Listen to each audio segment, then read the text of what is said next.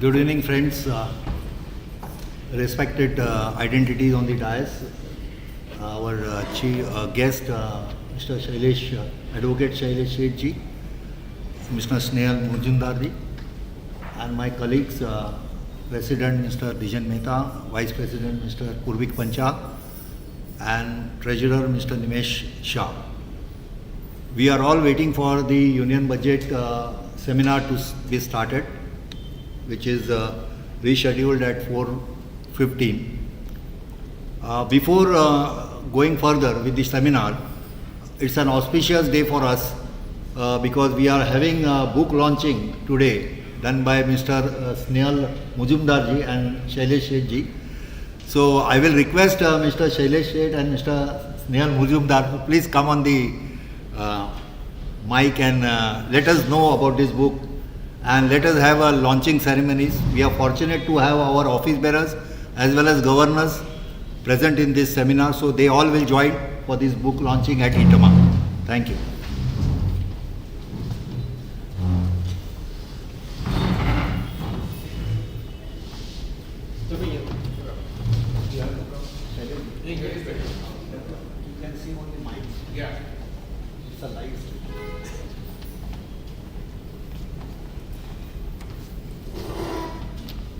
Friends, it's indeed a moment of extreme satisfaction and joy for me. I'm just releasing my collection of poetry, this Gujarati ghazals, Dark Room Ni Bhitare, roughly translating it inside the dark room. And I'm so pleased because this is Itama with whom roughly I've been associated for more than 15 years now. And coincidentally, this book has also just come about a couple of days back. And I am now, I have this opportunity to launch this book in Itama's Budget Day. Budget and Kavita, obviously, both do not see eye to eye each other. But yes, for me, it's a good blending. Thank you very much. And thanks for giving me this opportunity to launch this book over here.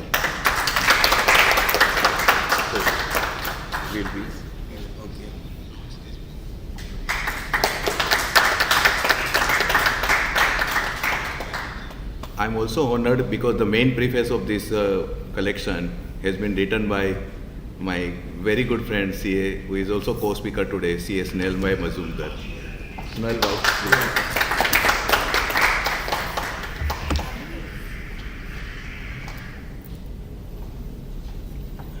It is my sheer pleasure to be present when this book is launched.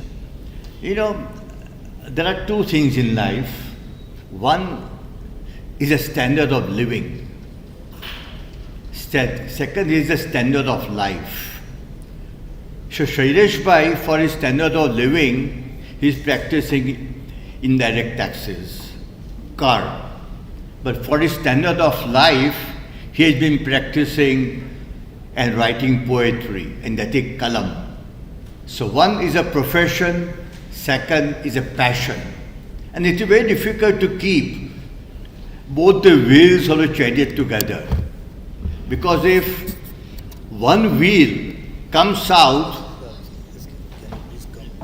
oh sure.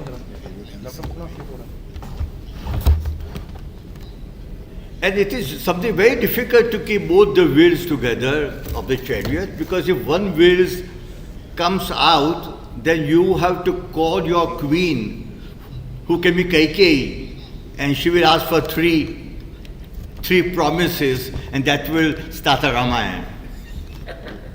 If your second wheel of the chariot, if it gets stuck in the ground, then you will become a Karna, and that will be the end of Mahabharata.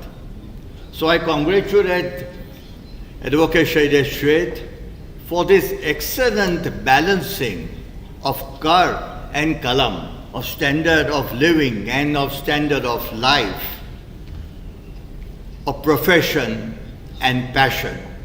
My hearty congratulations to Sailesh Bhai, and I can only paraphrase the Sanskrit shlok, Shaileshe Shaileshe hi Manikyam.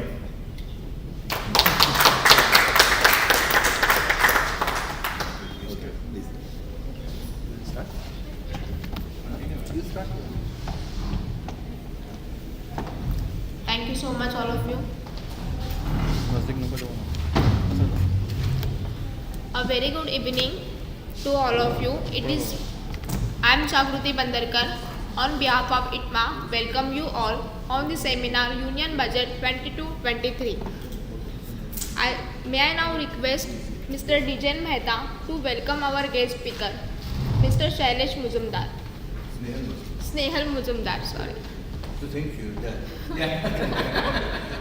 Okay, he will should be for definitely. खाली bouquet देऊया.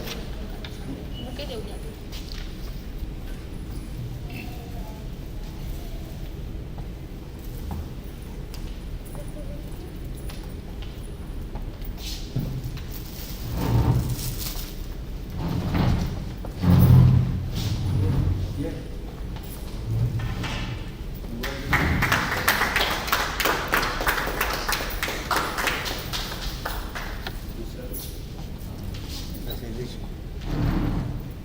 Also welcome our another guest speaker, Mr. Sailesh Sheth.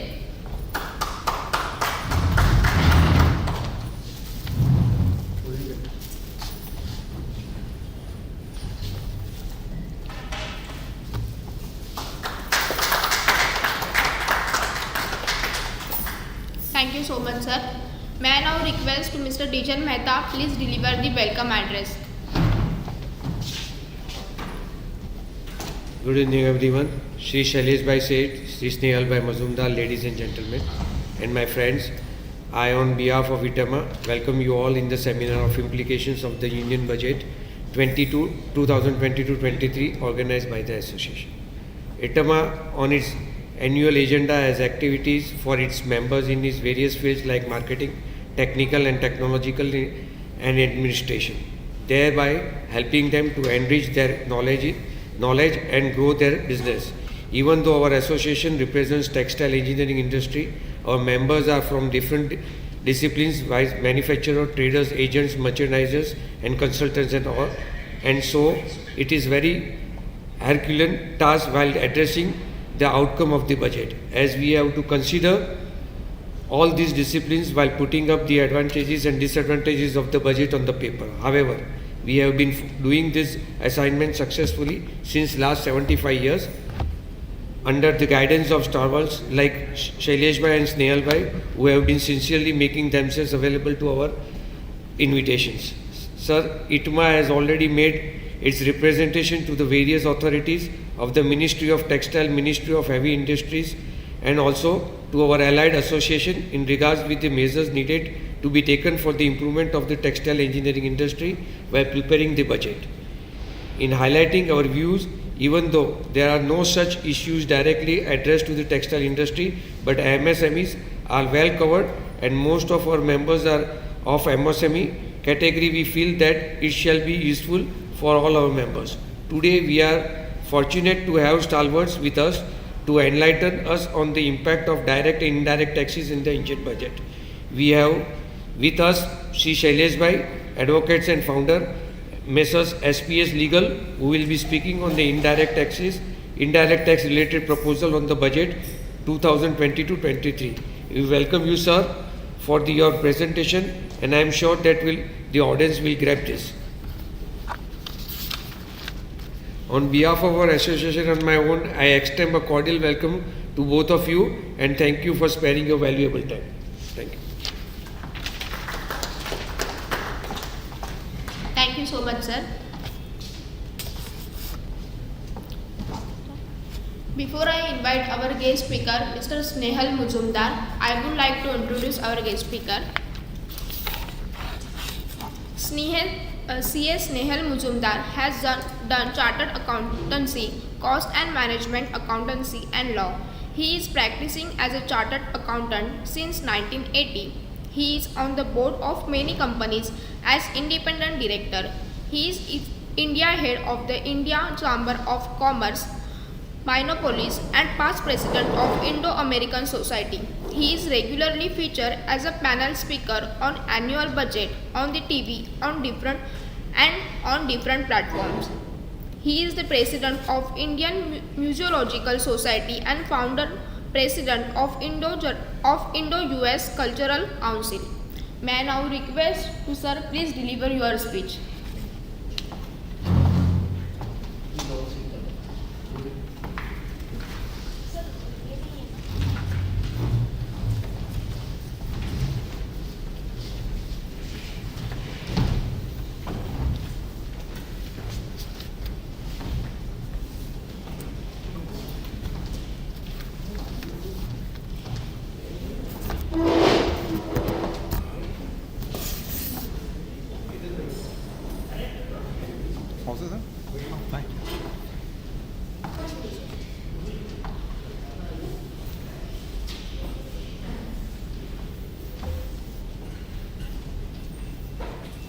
Mr. President, the members of the committee, Advocate Sailesh Bhai, and friends. It is always my pleasure to be here in the Textile Manufacturers Association to speak on taxation. As you know, that the word tax is common both in taxation as textile. But there are two differences. In taxation, it is TAX, while in textile, it is TEX. That is the first difference. And the second difference is that in taxation, it is a crime to conceal. While in textile, it is a function of textile not to conceal, but to cover. And not only that, even your name is Itama, okay, which has IT and Amma. But the way we know IT, it should be IT and mother-in-law and not IT and Amma.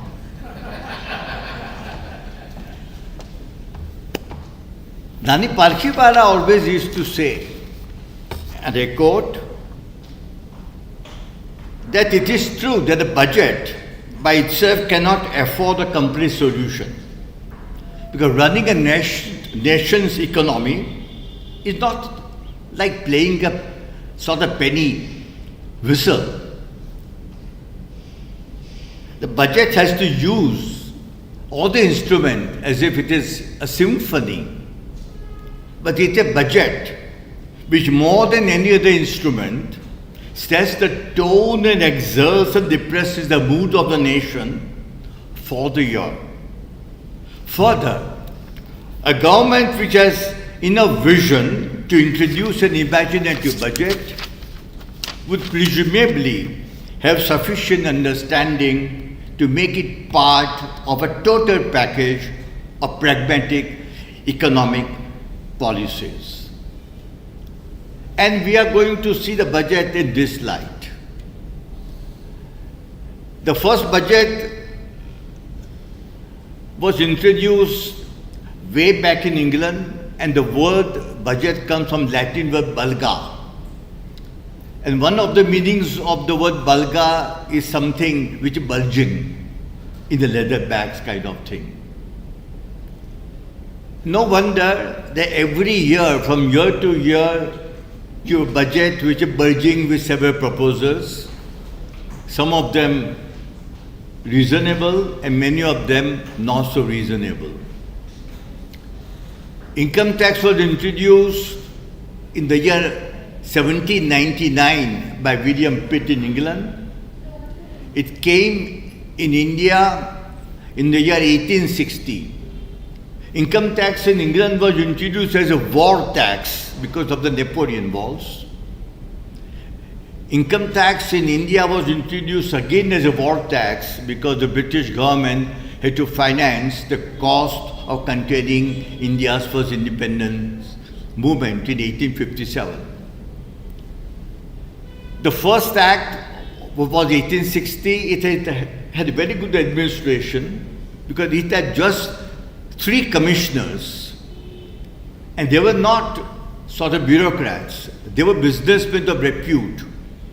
The people like Sir Jamshedji, Jiji Boy, Nana Shankar Sheth, Sir Mangadas, they were appointed as commissioners.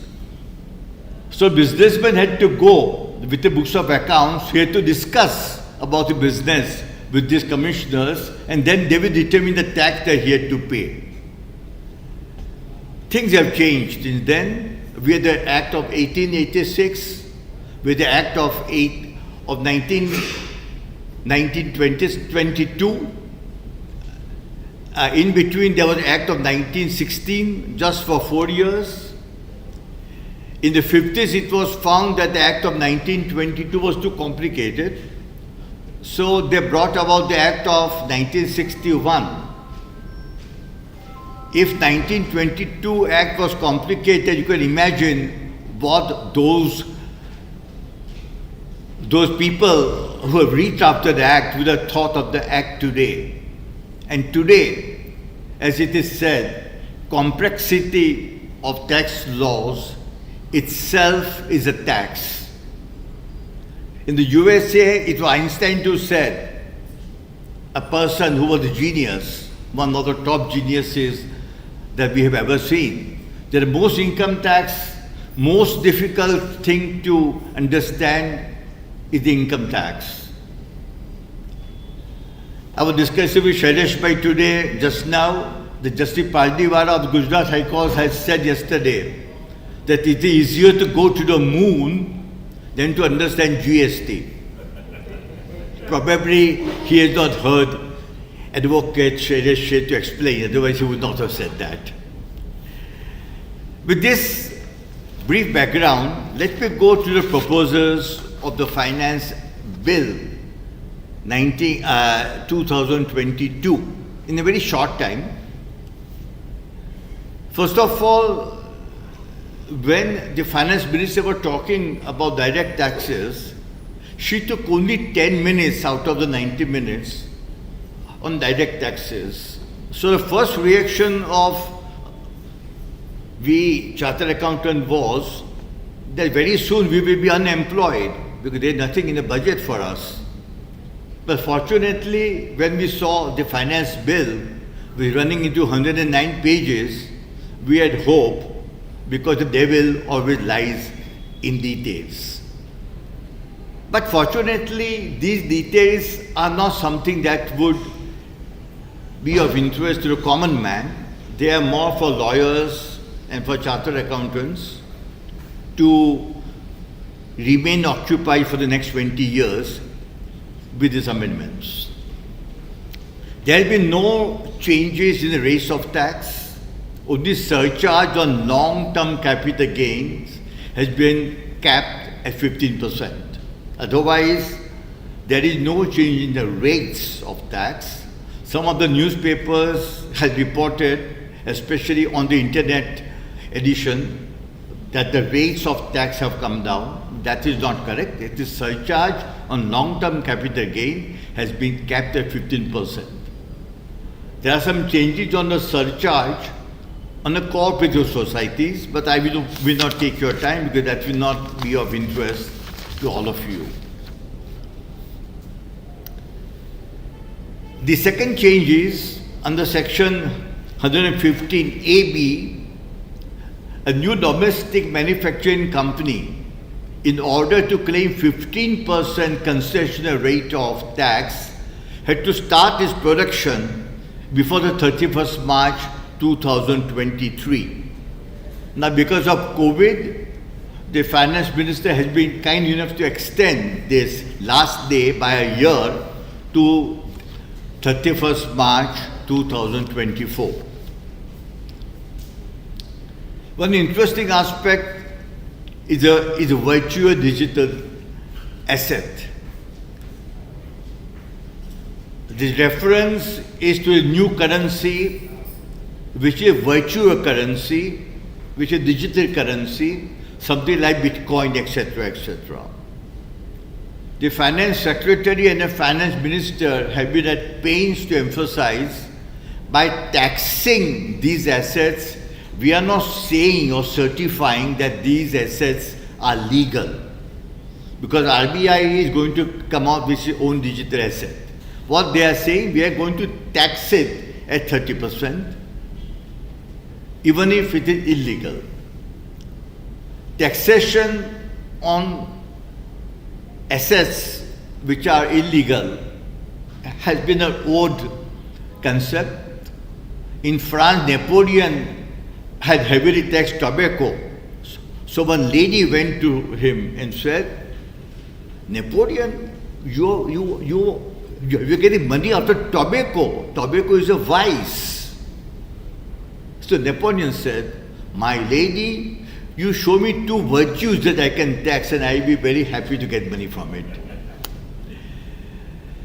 In short, if I may summarize, income from the virtual digital assets like Bitcoin, etc., will be taxed at 30% flat. You can't adjust loss from any other income against profit from this activity. You can't adjust loss from this activity against profit of any other activity. You can't even carry forward this loss to the future year. So this is somewhat on the lines of speculation income, but something far more severe. Because in speculation loss you can at least carry forward. This you can't even carry forward. You can't claim any expenditure whatsoever against the income from this activity. And the only thing that will be deducted is the cost of acquisition. What is the cost of acquisition will have to be seen by the commission that you pay when you acquire the assets, whether you can add to the cost of acquisition, etc. What is going to be actually troublesome, because the 30%, while a lot of hue and cry has been raised, in the actual practice that may not affect people much, because many people are using the virtual digital asset more by way of speculation or short-term holding rather than long-term holding. So in any case, they would have been taxed at 30%. But there is a provision for tax as source as 1%. Now this is going to be a problem, because how do you identify the person who has bought from you? I mean, today there is no mechanism. You don't know that you are selling this online. So how do you identify and how do you deduct tax? I'm sure government will come out with some mechanism, or probably they will ask the exchange to deduct tax as source. The second important aspect on this has been that cess, surcharge, are not deductible expenses. Most of the chartered accountants have taken the view that while legally it can be argued that cess is not tax, because that goes into a different kitty of the government, and it is called cess precisely because it is not a tax. But most of the chartered accountants were taking a practical view, and they were not claiming it as a business expenditure. But it was in the case of Sesa Goa that the court held that you can claim cess as a business expenditure. Now the government is trying to undo what the court has said. Similarly, the government has now said if you have taken loan from financial institution, your account becomes an NPA, you are not able to repay the loan, and by way of reorganizing the debt, suppose you come to this arrangement that the interest that you have to pay is converted into debentures issued to the same institution, that will not qualify as payment under Section 43B. As you know, Section 43B is talking that you can claim an expenditure of interest only when it is actually paid to the institution. So a view was taken that when interest, outstanding interest, is converted into debenture, that is a sort of payment. And commercially speaking, that is the right view, because your liability to pay interest gets extinguished and you are issuing debentures, but now the government has said that will not qualify as a payment under section 43B. One interesting amendment is expenditure which is prohibited under any law. In the past, there was argument, again talking of this tax on vices, the way Napoleon had done, that if there is illegal activity like smuggling, then can it be taxed? And if it is taxed, then can you claim expenditure which you incur to earn that income and pay tax only on the balance amount? And the government said any expenditure which is against the public policy can't be claimed as expenditure, which is morally right. But the Income Tax Act should be used as a moral tool, or it should just remain a revenue collection tool, that is a separate question altogether. Now the government has, and then there's about a second scenario where a pharmaceutical company, as all of you know, it pampers the doctors by giving them free vacation, taking them out of India, and all sorts of gifts and whatnot. And that is why we say the doctor is a person who cures the ills with the pills and kills with the bills. Now the Indian Medical Council had come up with a circular that doctors are prohibited from accepting any hospitality or gifts from a pharmaceutical companies. The pharmaceutical companies said that yes, we have incurred the expenditure, which the doctors are debarred from accepting, but that does not mean that this is not a deductible expenditure as far as income tax is concerned. That is the headache of the Indian Medical Council so far doctors are concerned. What about us? For us it is a business expenditure. But now the government has said, nothing doing, this expenditure can't be claimed. But the wordings are a little uncomfortable, and I will just read it for your benefit.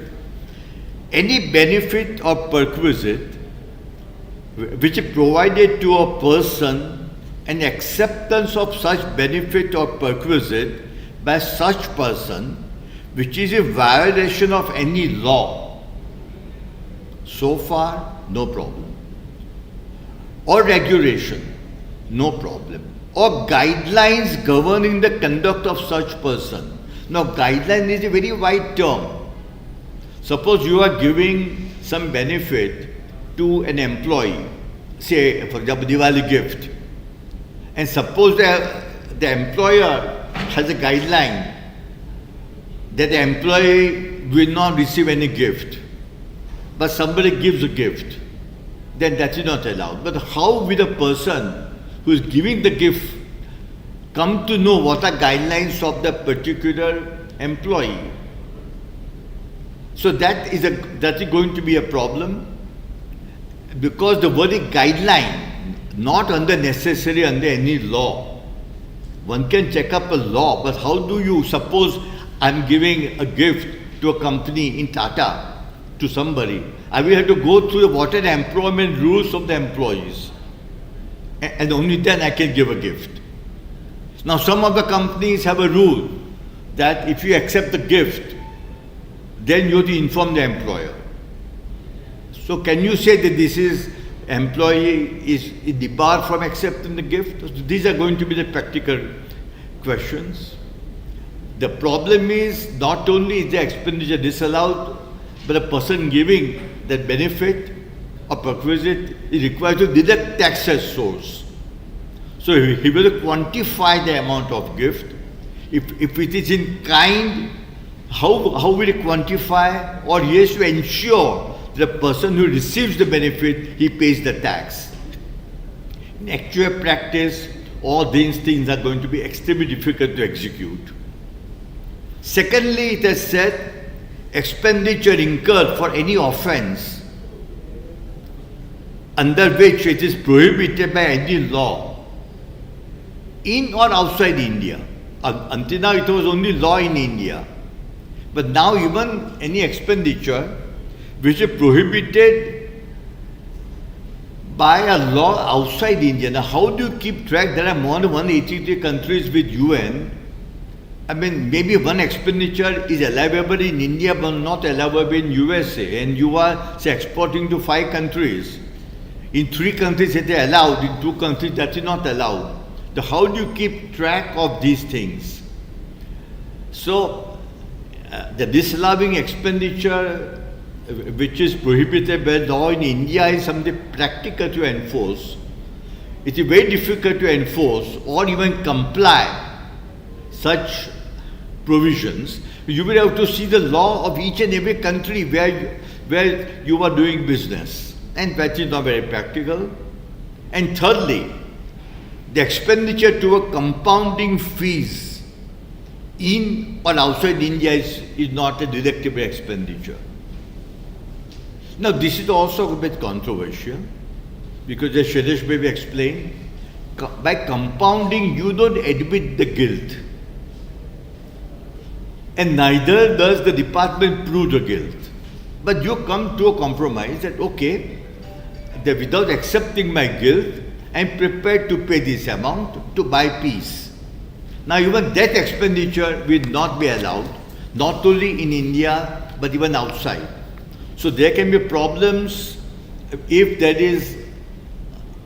somebody files a suit that you have violated patents that in USA or say in Switzerland, and the case goes on, and then both the parties say, okay, that we come to some compromise, then that will be hit, such expenditure will be hit by these provisions.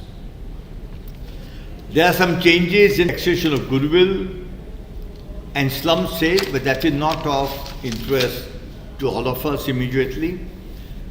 Dividend from foreign companies, which was taxed at concession rate of 15%, now will be taxed as normal income.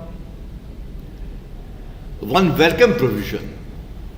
Now, because of COVID, many people have received funds as reimbursement of expenditure of the Medicare treatment. In the absence of amendment, that receipt would have been taxable, because under Section 56, any amount that you receive. Now the government has said, and that is lined with the June 2021 circular, that any amount received towards reimbursement of Medicare expenditure will not be taxed as income or as perquisite if it is from an employer. If any amount is received from the employer, when the employee or his family member dies, even that amount will not be taxable. But if that amount upon death is received from a person other than employer, the upper limit of rupees 10 lakhs. Only thing, that amount should be received within 12 months. That is the only condition prescribed so far. Now this can be a problem, because many employers will like to say, instead of giving lump sum, we will take care of the education of the child until he becomes graduate, or to the widow that we will give some sort of annual amount to take care of the widow. This will be beyond 12 months. So the question is, will this become taxable? Hopefully when a finance bill becomes the act, this will be taken care of. For cash credit, it is something very difficult. Now you have to not only establish your source of the loan or the entry and give details, but you have to establish the source of the person who has given you loan. So if I take a loan from Mr. Sheth, I will have to make sure that he reports to my ITO about the source from which he got the funds, and he gave me the loan. Then no wonder Shakespeare said that neither be a lender nor a borrower. there are certain provisions of the regarding the trust. I will touch only the important ones here. Basically, it says that any expenditure which is towards repair of temple, mosque, etc., that we allowed if it is invested in a particular manner in a separate account and if it is used within the specified period. The second important and which is a very, very important clause is that the commissioner and the principal commissioner has been given wide powers to cancel the registration of a tax of the trust if certain conditions are not fulfilled. And if any expenditure or any payment is made to a specified person, then it can lead to a lot of complications. In short, the compliances for the trust have become very severe, and one has to take extra care to ensure that you don't violate any of the regulations. In fact, we chartered accountants now don't even advise a person to form a charitable trust, because not only you comply with the Income Tax Act but also with the State Charity Commissioner's Office, and they say, I'm told, I just quote, that the Office of the Charity Commissioner is one of the most uncharitable ones. There are 2 or 3 important further changes. One, there are provisions for the bonus stripping that were extended to certain funds. Not that they have been indulging into such activities so far, but maybe government thought better to do it right away. In case of public sector companies, when the ownership is changed more than 51%, their losses would have lapsed. But now they have provided that losses will continue subject to certain conditions. And lastly, that in certain cases, like search and seizure, you can't set off loss from other income against income from the income that you declared during search and seizure. The last provision is regarding updated returns. Now the government says 2 years from the end of the assessment year, you can file an updated return, pay the normal tax, pay the interest, and pay 25% or 50% additional tax if it is within 12 months or 24 months as the case may be. This provision will not apply in case of lost return. This provision cannot apply if you have received notice for assessment or your assessment has been completed, and these provisions can't be used to increase your refund or to decrease your income. These are the salient features of this year's finance bill as far as direct taxes are concerned. There have been various reactions of the people, some positive, some negative, but then it was Edmund Burke who said, to tax and to please. To tax and to please, no more than to love and be wise, is not given to men. Thank you very much.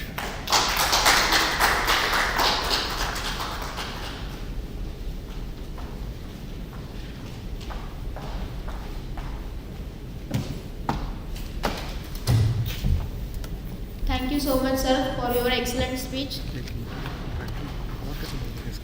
May I now request Mr. Dijan Mehta offer the memento to our guest speaker as a token of love from Itama.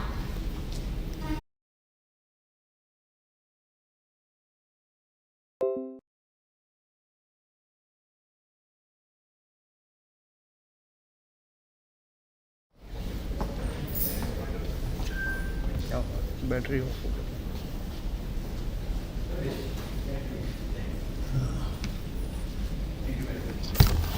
It's on. It's always my privilege to introduce Advocate Sailesh Sheth ji. Every time, whenever I have to do this introduction, I always refer my previous profile of Sailesh ji, and always I find addition in that. So I am very happy to and enthusiastic to see what is added in your today's profile. Advocate Sailesh Sheth has over 35 years experience in consulting, advisory and litigation practice in the field of indirect tax laws that includes central excise, service tax, customs, state VAT laws, CST and GST. Mr. Sheth has dealt extensively in the areas of central excise, service tax, customs, GST and CST VAT across the entire trade and industry spectrum, consisting of manufacturing, service sector and distributive, trade representative, diverse sectors. Mr. Sheth has been regularly a faculty at various professional bodies as well as trade and industry forums on his chosen field. He has already delivered more than 110 lectures since April 2017 on various aspects of GST all over India. He is a regular columnist in Vyapar, a bi-weekly business newspaper of Janmabhoomi Group, and also in midday Gujarati edition on service tax, central excise and GST. Mr. Sheth has also contributed number of articles to various magazines as well as taxation websites like TIOL and so on. And he has written 90 articles on GST since the introduction of GST. Mr. Sheth, besides professional bodies like Chamber of Tax Consultants and AIFTP, he is also associated with various trade industries like ITAMA, IMC, IDMA, AIRIA, BSE Brokers Forum and Builder Associations of India, NAREDCO, Briham Mumbai Developers Association and other bodies going them in the field of indirect tax including GST. May I now request Mr. Advocate Sailesh Sheth to please come on the dais and deliver his presentation. Thank you.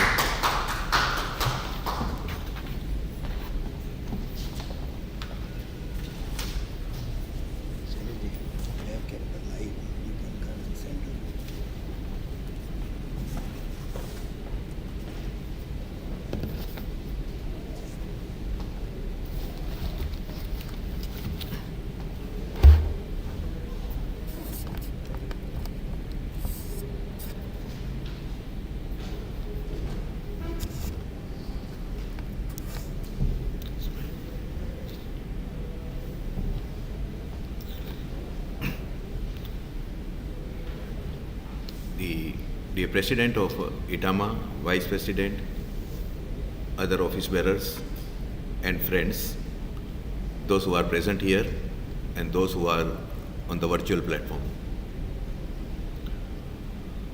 Friends, Budget 2022,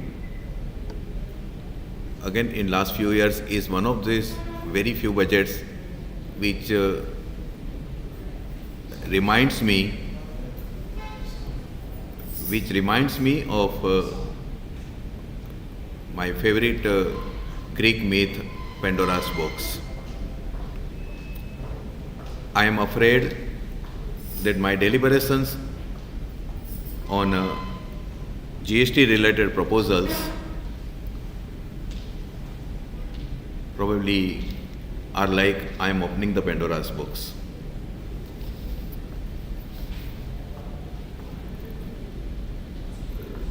Deliberating upon for a few minutes on macro aspects of the budget, as I see this budget is in continuation of the previous budget or previous two budgets. He has been consistent in his economic policies. At times, so he has not actually diverted from the path which has already been charted. As is happening since last few years after this government has taken over the reins of the economic country. The thrust is on the infrastructure and capex.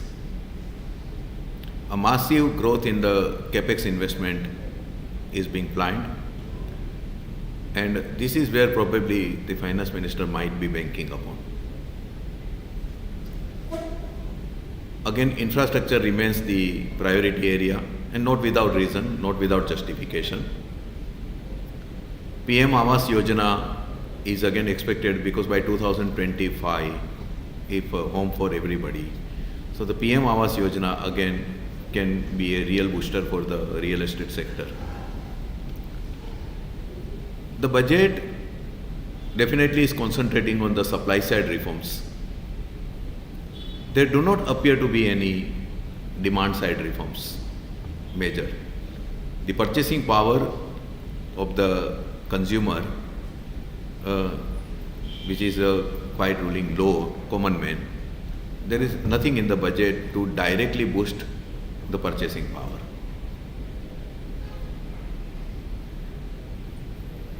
What could be, as I say with my limited understanding, is that this thrust and emphasis on the capex and infrastructure and real estate will ultimately set in motion a virtuous cycle. The employment generation, further income in the hands of the people, which will also crowd in the private investment, because the private investment is not happening at the pace at which it should be happening. It's not that there is a dearth of the funds, but people, the entrepreneur might be skeptical about, industry might be skeptical about the demand. Rural economy and those who are in the informal economy have been still reeling under the aftermath of the COVID. They are still distressed, and unless the demand comes from there, their consumption increases. I mean, there could be a slack in it. So it appears that for the short term, the economy may face some pressures. Short term recovery may not. Otherwise, yes, post-COVID, after 2 years, I mean, trade and industry with whom I've been dealing with continuously, that sense of distress or depression or pessimism which was slightly in the air, that appears to have gone. There is some sense of a buoyancy which is being shown, and there is an eagerness and enthusiasm that as if people have started looking forward to that maybe sooner or later this will be over, or maybe we are the happy days are here again. Economic Survey 2021 again is an indicator. It's one of the most optimistic surveys one can ever come across. It's like rainbow in the sky. There are no clouds, dark clouds on the horizon. So why are you crying? Very optimistic, sir. GDP growth is slated to be, 9.2%.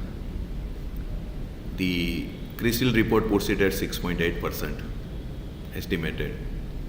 If nominal GDP growth is about 11.2, so it means deflator. The difference is, even if it is taken at 3%, it is very difficult to accept that inflation rate will be 3%. RBI mandates not less than 4% inflation. In the short term, to medium term, there could be a pressure of inflation. There is every likelihood of pressure of inflation. With Fed tightening the monetary policy and mostly withdrawing all the the incentives which have been given due to fight the COVID, US has already started. There could be some pressure on export front as well. One redeeming feature is about that at least the finance minister has scaled down her revenue expectation from the divestment. Original budget estimate for the financial year was 1,75,000 crore. way too optimistic, bordering on outrageous. Revised estimate, I mean, ultimately it was 75,000 crore, and now it has been brought to 62,000 crore. So more realistic. One disturbing feature could be the year after year, the reduced allocation for the Manrega scheme, which was one of the most powerful, the monetary booster to the common man, to those who are unemployed. Again, this year there is a reduction in the allocation. That is something to be concerned about. Interestingly, there is a reduction of about 25% in the food subsidy bill.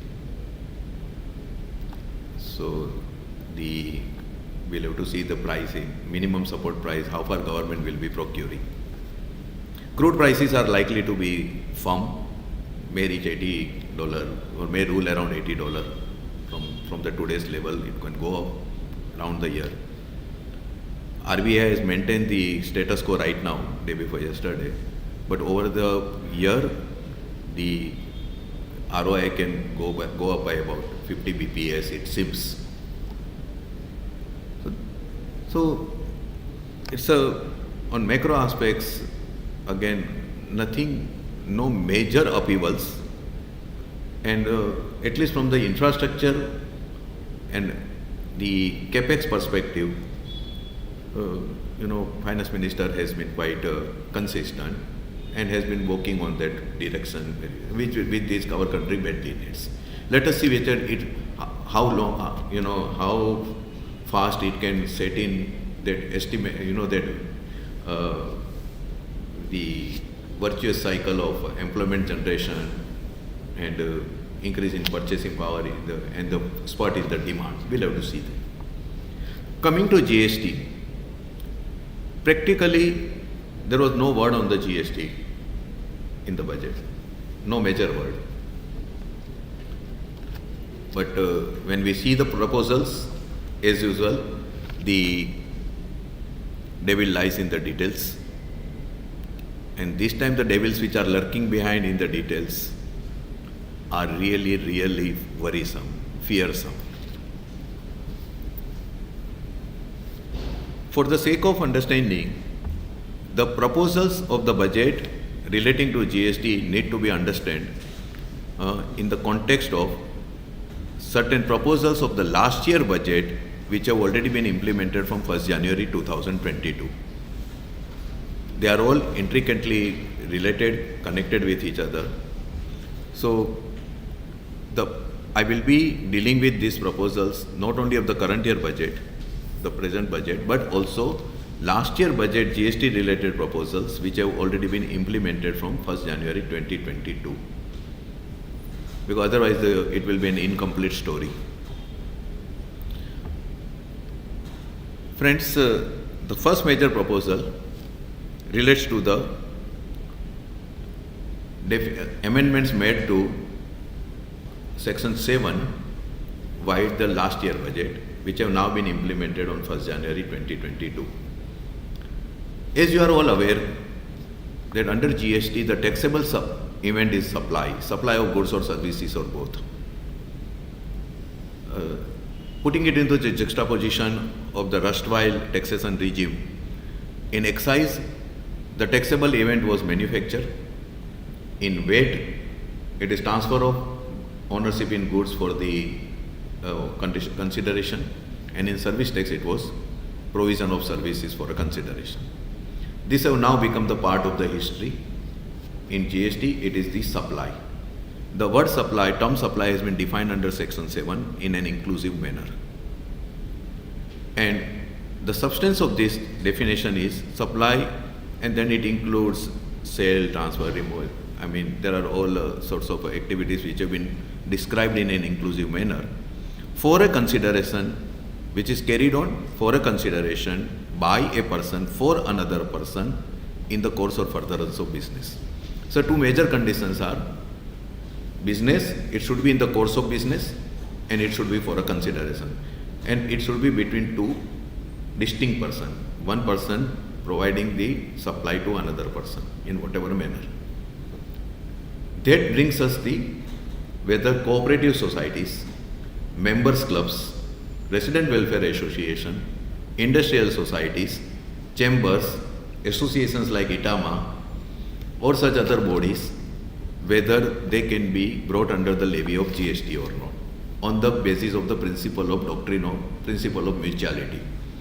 Doctrine of mutuality, which has been well recognized and accepted in income tax, has been made applicable or should be made applicable or not in the indirect taxes or not, has been always a matter of dispute.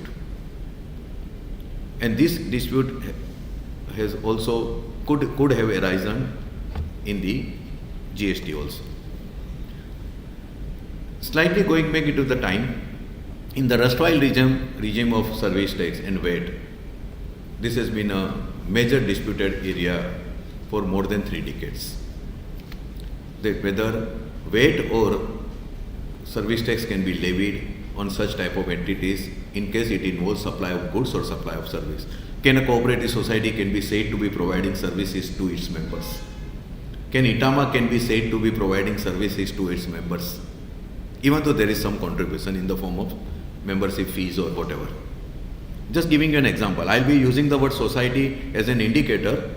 This will include all the entities where the doctrine of mutuality by and large has been made applicable or could be made applicable.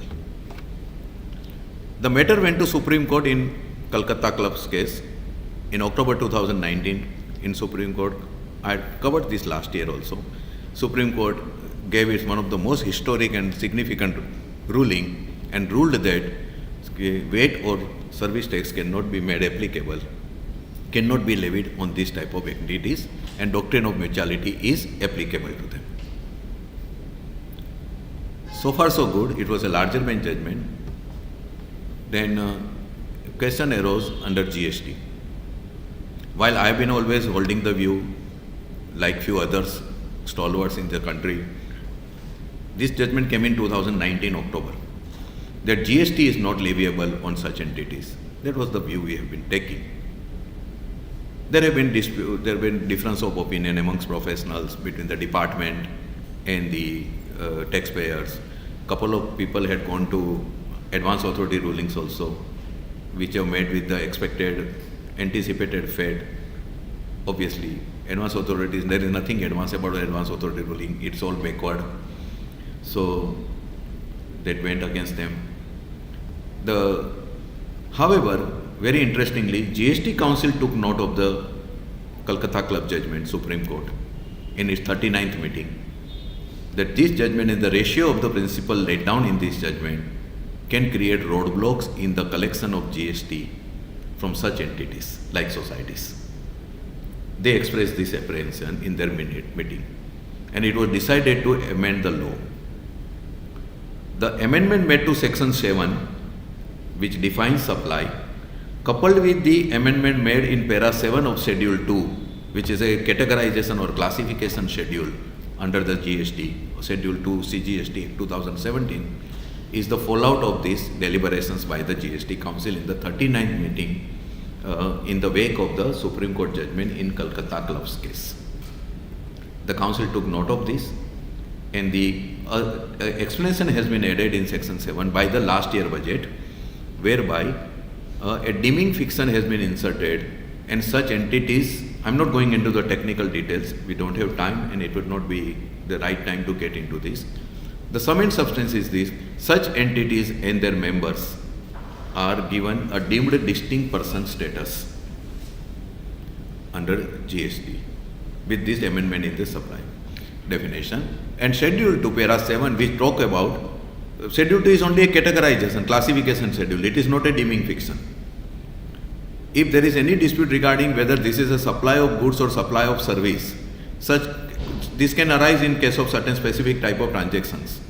In that case, Schedule 2 has to be referred to. Schedule 2 does not create the levy. Schedule 2 only if there is a supply which is otherwise taxable, but if there is a confusion about whether it is a supply of goods or supply of service, one may have to refer to Schedule 7.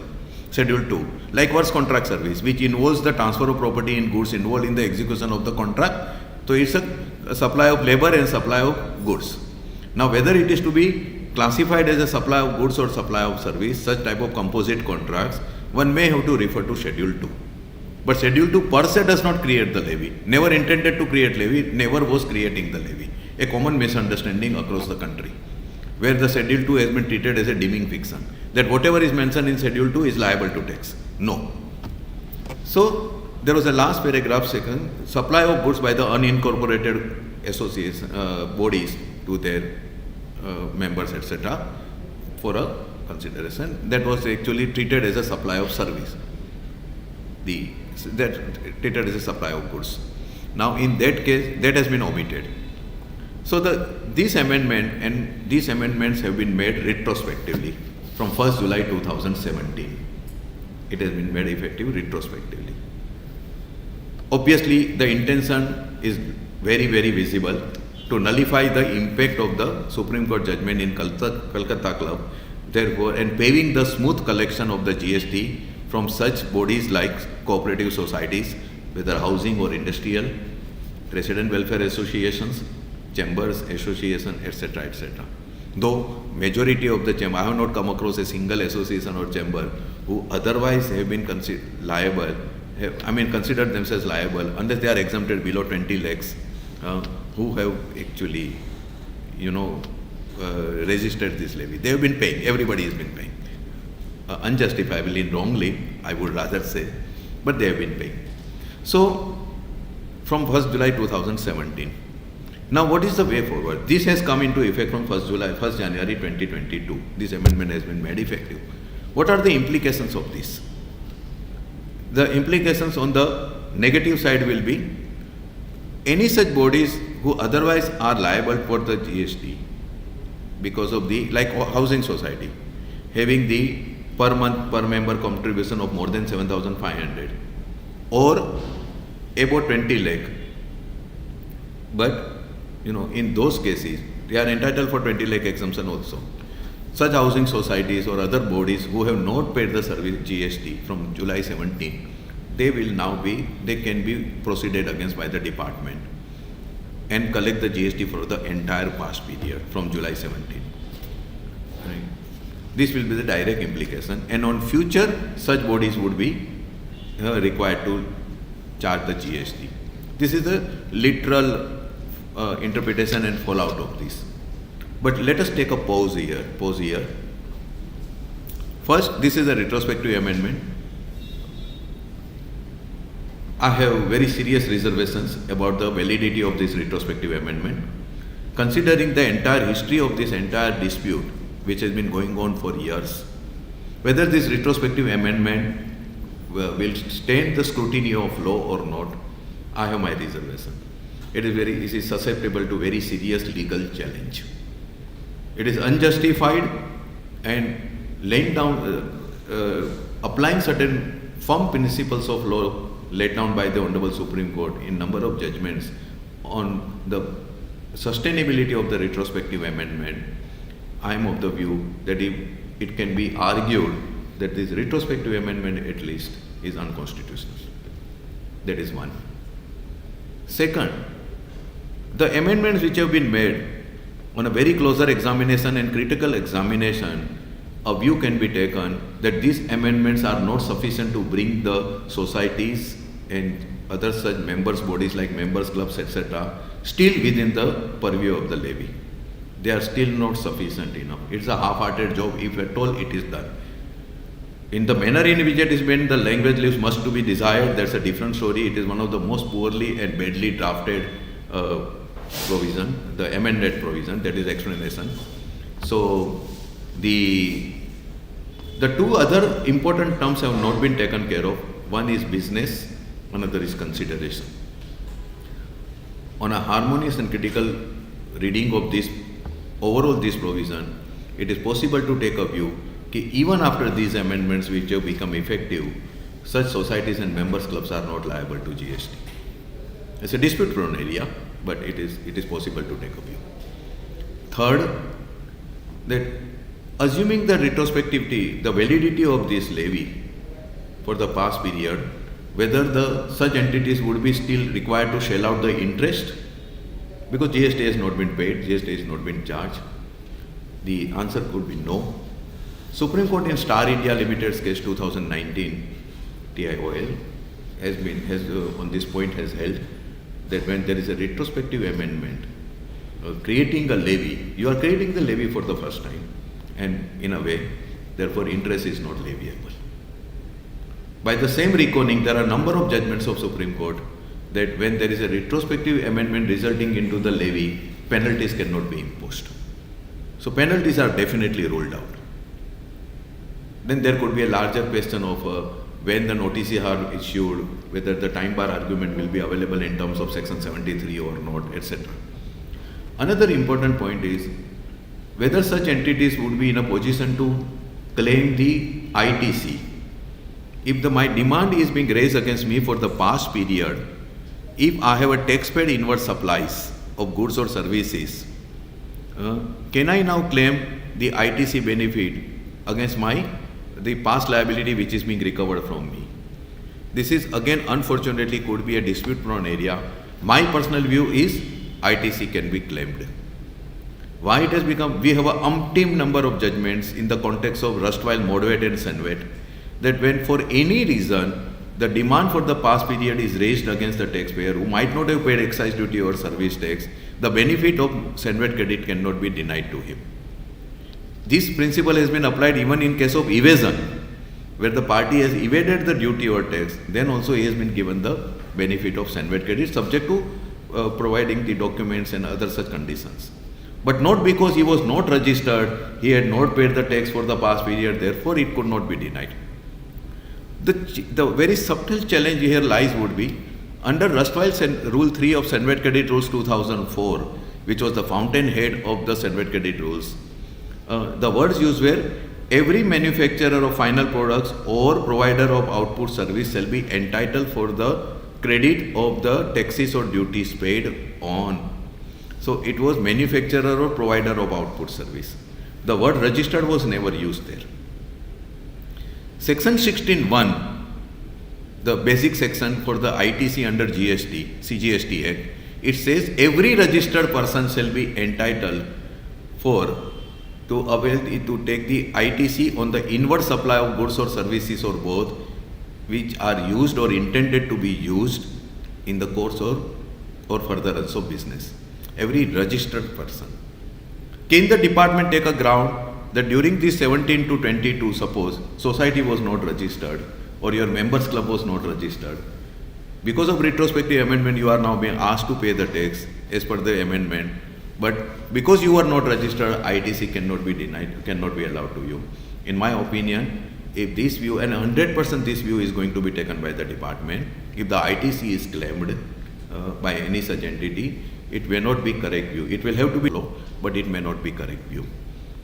And this particular aspect can become in the coming days one of the most hotly debated area, wherever the demand, not only in case particular case of societies etc., wherever the demand is raised against any person for the past period who might not have paid the tax on his supplies for any reason, either because of the bona fide belief about the non-leviability of tax or eligibility to exemption, wrong classification, for whatever reason, or maybe by outright evasion, these particular principle may come under a greater scrutiny under GST, and it could be another serious tug of war. But yes, ITC can be claimed absolutely then, and then leaving it to the court to decide that. This is first major amendment. Coming to now the another important aspect which will probably take up my most of the time in today's talk, and that is section 16 ITC mechanism. Friends, about 200 countries who have gone for the VAT or GST across the world, the avowed objective of the GST has been, or VAT has been, to avoid the cascading effect of tax on tax. This cascading effect of tax on tax is sought to be avoided, not completely mitigated, by allowing the credit of the tax paid on the purchases and to be offset against the tax payable on the output supply. This is the mechanism, and this can be, and this cascading effect of tax which is sought to be mitigated or controlled can be actually implemented through three mechanisms. One is capital addition method, subtraction method, and invoice credit method. World over, every country is following invoice credit method. So whatever tax is reflected in the invoice is paid by the supplier or expected to be paid by the supplier. The recipient takes the credit of the very tax paid, again offsets is against the liability to be discharged on his supply to another person, whether B2B or B2C. This is how in normal simple words the mechanism works. When the GST was introduced via 101st Constitutional Amendment Bill, which got enacted on 8th of September 2016, laying down the constitutional framework for the purpose of the GST laws, and in the CGST Act, UTGST Act, and Compensations Act. These are all framed under that provisions, under constitutional framework. Statement of objects and reasons to constitutional bill said, the bill is intended to avoid cascading effect of tax and provide for a common national market for goods and services. The word used is to avoid cascading effect of tax on tax. There is no word about by allowing the input tax credit or by allowing seamless input tax credit. These words are conspicuous by their absence in this statement of objects and reasons. But how do we avoid the cascading effect of tax on tax? By allowing the credit, right? However, on 3rd August 2016, the FAQ on GST, which was released by the board, the first two questions, it very, very boldly assures and proclaims that a seamless input tax credit will be available to the businesses. The word used is seamless. After 4 years, the experience of the taxpayers has been, it is seemingly less and less and less. There is nowhere seamless credit. There are endless restrictions. And this budget tops the chart. Last year also and this budget. What are the amendments and what are the impact? I will just summarize them without going into too much of provisions and all. There are 4 conditions for availing the ITC laid down, which are part of the law under section 16(2) right from the inception of the law from 1st July 2017, CGST Act 2017. First, a taxpayer should have received the tax invoice in respect of the supply of goods or services or both which he is procuring. He should have received the goods or services or both which are reflected in the tax invoice. Supplier should have paid the tax in cash or by debiting by utilizing the admissible input tax credit available to him, and buyer recipient should have filed the return. That is GSTR 1. He should have filed this return. These are the 4 fundamental basic conditions which are part of the law from the beginning. Last year budget, a clause AA, small AA, was introduced under section 16(2), laying down the 5th condition, that the details of the supplies are actually uploaded by the supplier on the portal, it means via GSTR 1, and such details should have been provided to the recipient via portal, 2A, 2B, whatever. I am not going into that details for the time being. So it should have been. So 5th condition. And mark here, whereas to the extent the furnishing of the details is the onus is on the supplier. He is a taxpayer. So a buyer himself can be a taxpayer because he can also be a supplier, right? So a person can be in a dual capacity when he is procuring this condition. Idea is that whatever you can see on 2B should be made available, only should be available to you, irrespective of what your books of accounts says. For any reason, if the supplier's invoice is not visible, though buyer person has received the supplies under a valid tax invoice, right? The idea is credit will not be available. That is clause AA. I'll come to the legality of this. And this has been implemented from 1st January 2022.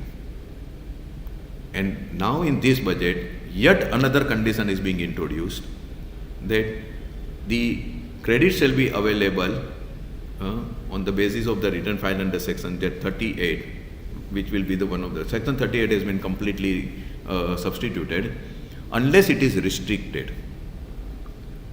The powers have been taken central government is being invested with the powers to, by notification, to restrict the flow of the credit, whether wholly or partly, by a notification in certain 6 circumstances.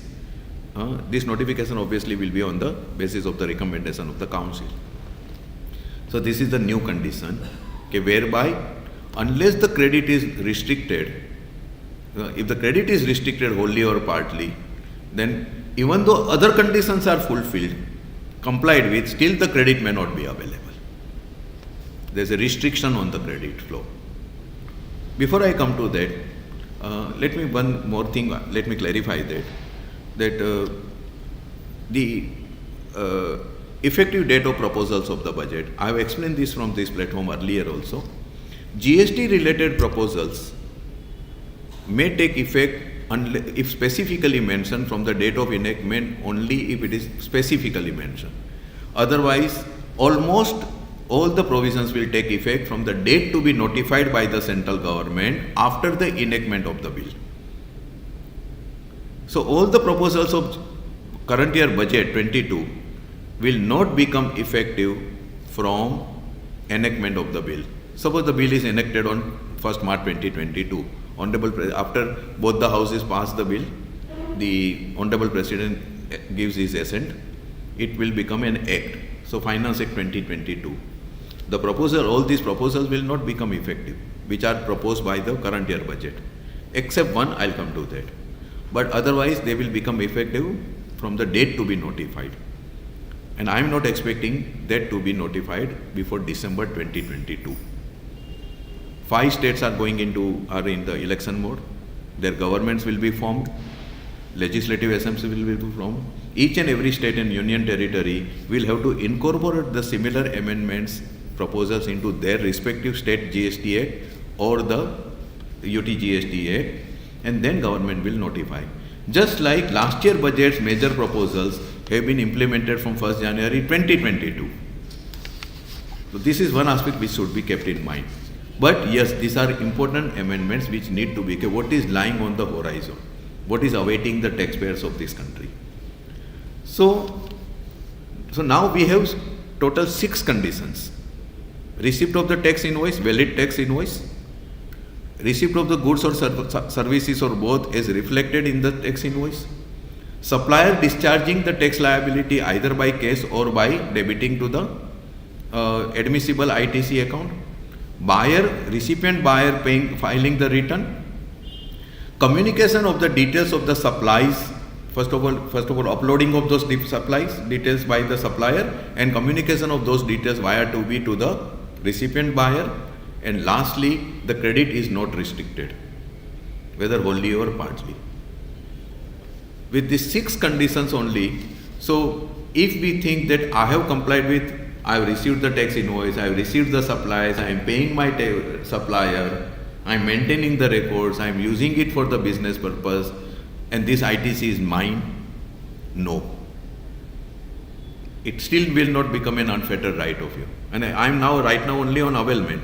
I am yet not on the use of the ITC. There are restrictions proposed on the use of the ITC also. So I'll come to that in a minute. Now this is one.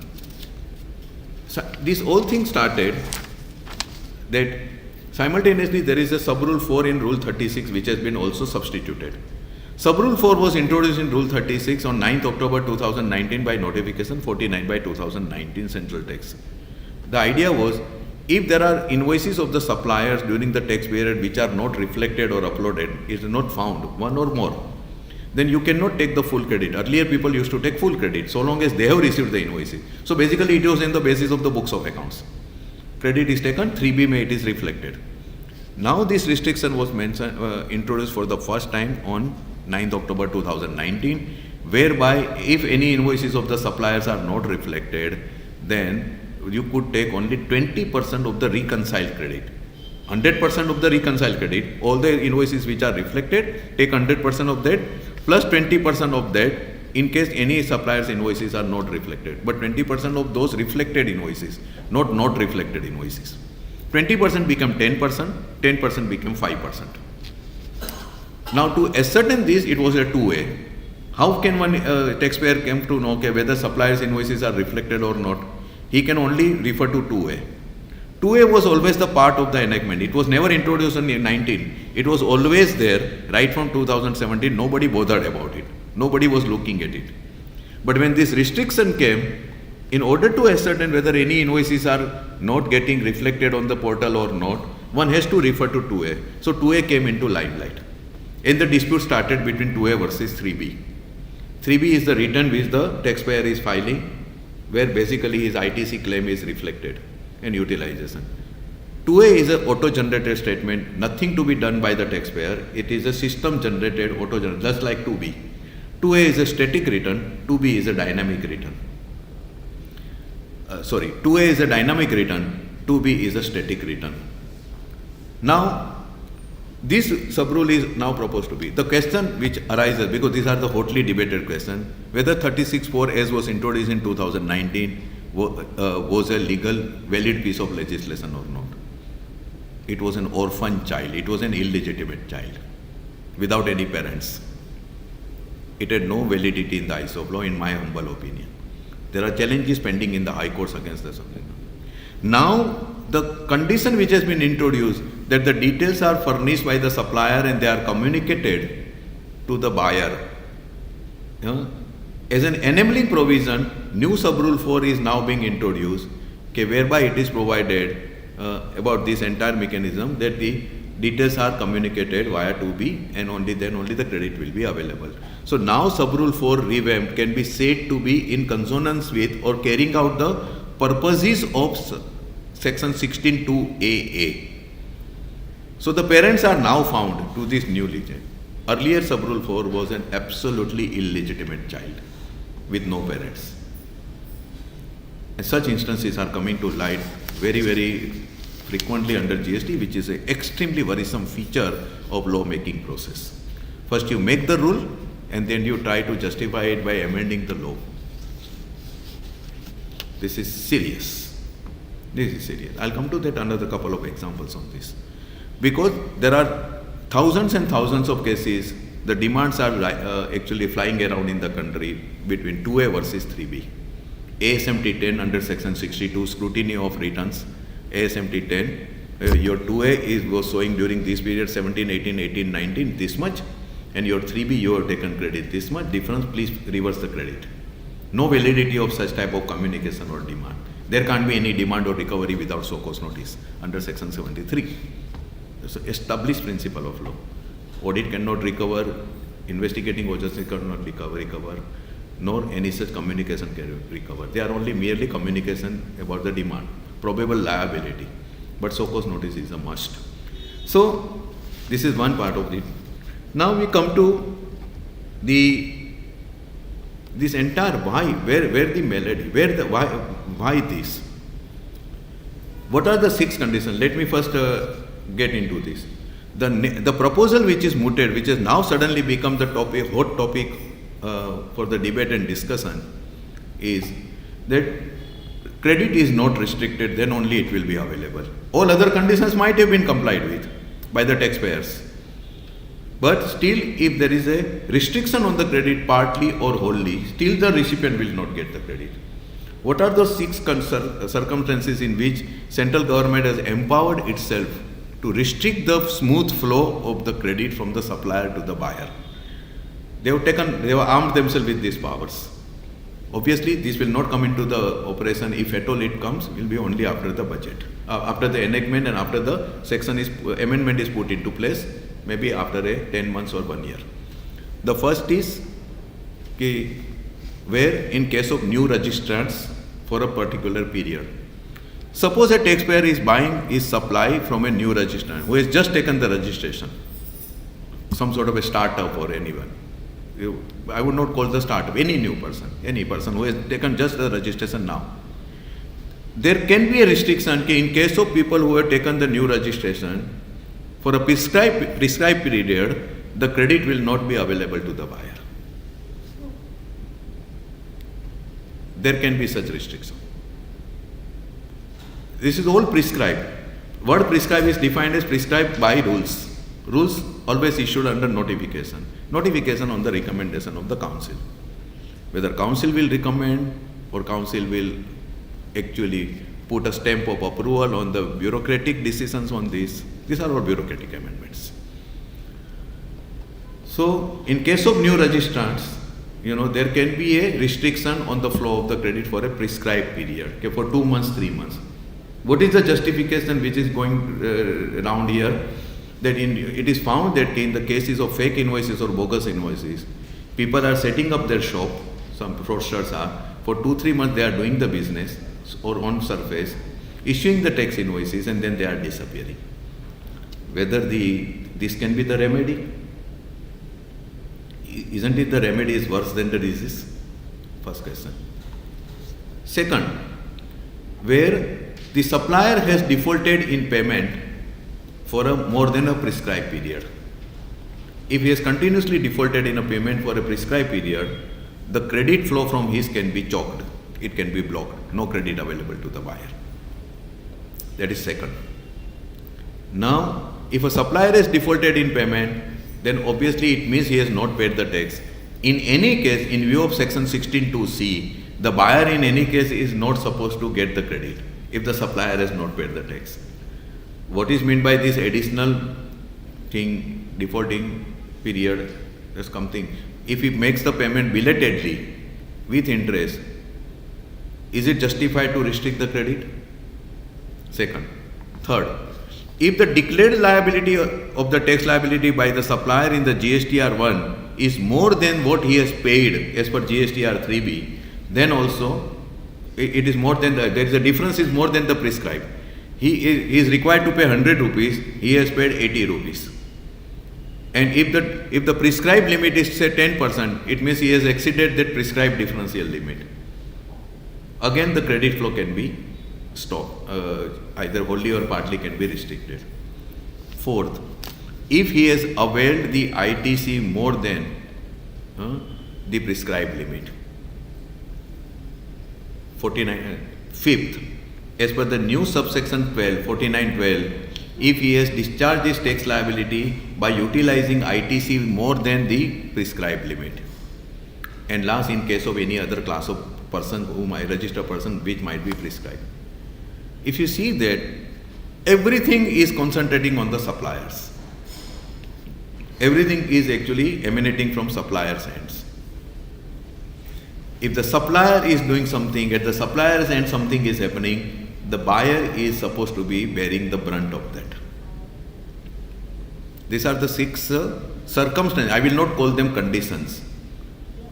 The proposal in the current budget in the form of new clause BA, which is being inserted, that the credit is not restricted, it is only a condition. So I have to comply with this condition that there are no restrictions. But those 6 are the circumstances under which the restriction, one or more circumstances on which there can be a restrictions. If that restriction is in place, then this condition will come into play.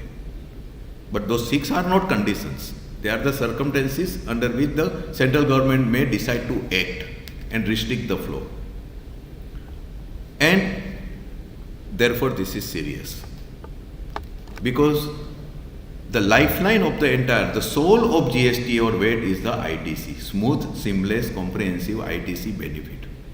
And this lifeline is being choked. It is being choked. It is being throttled. How far it is justifiable?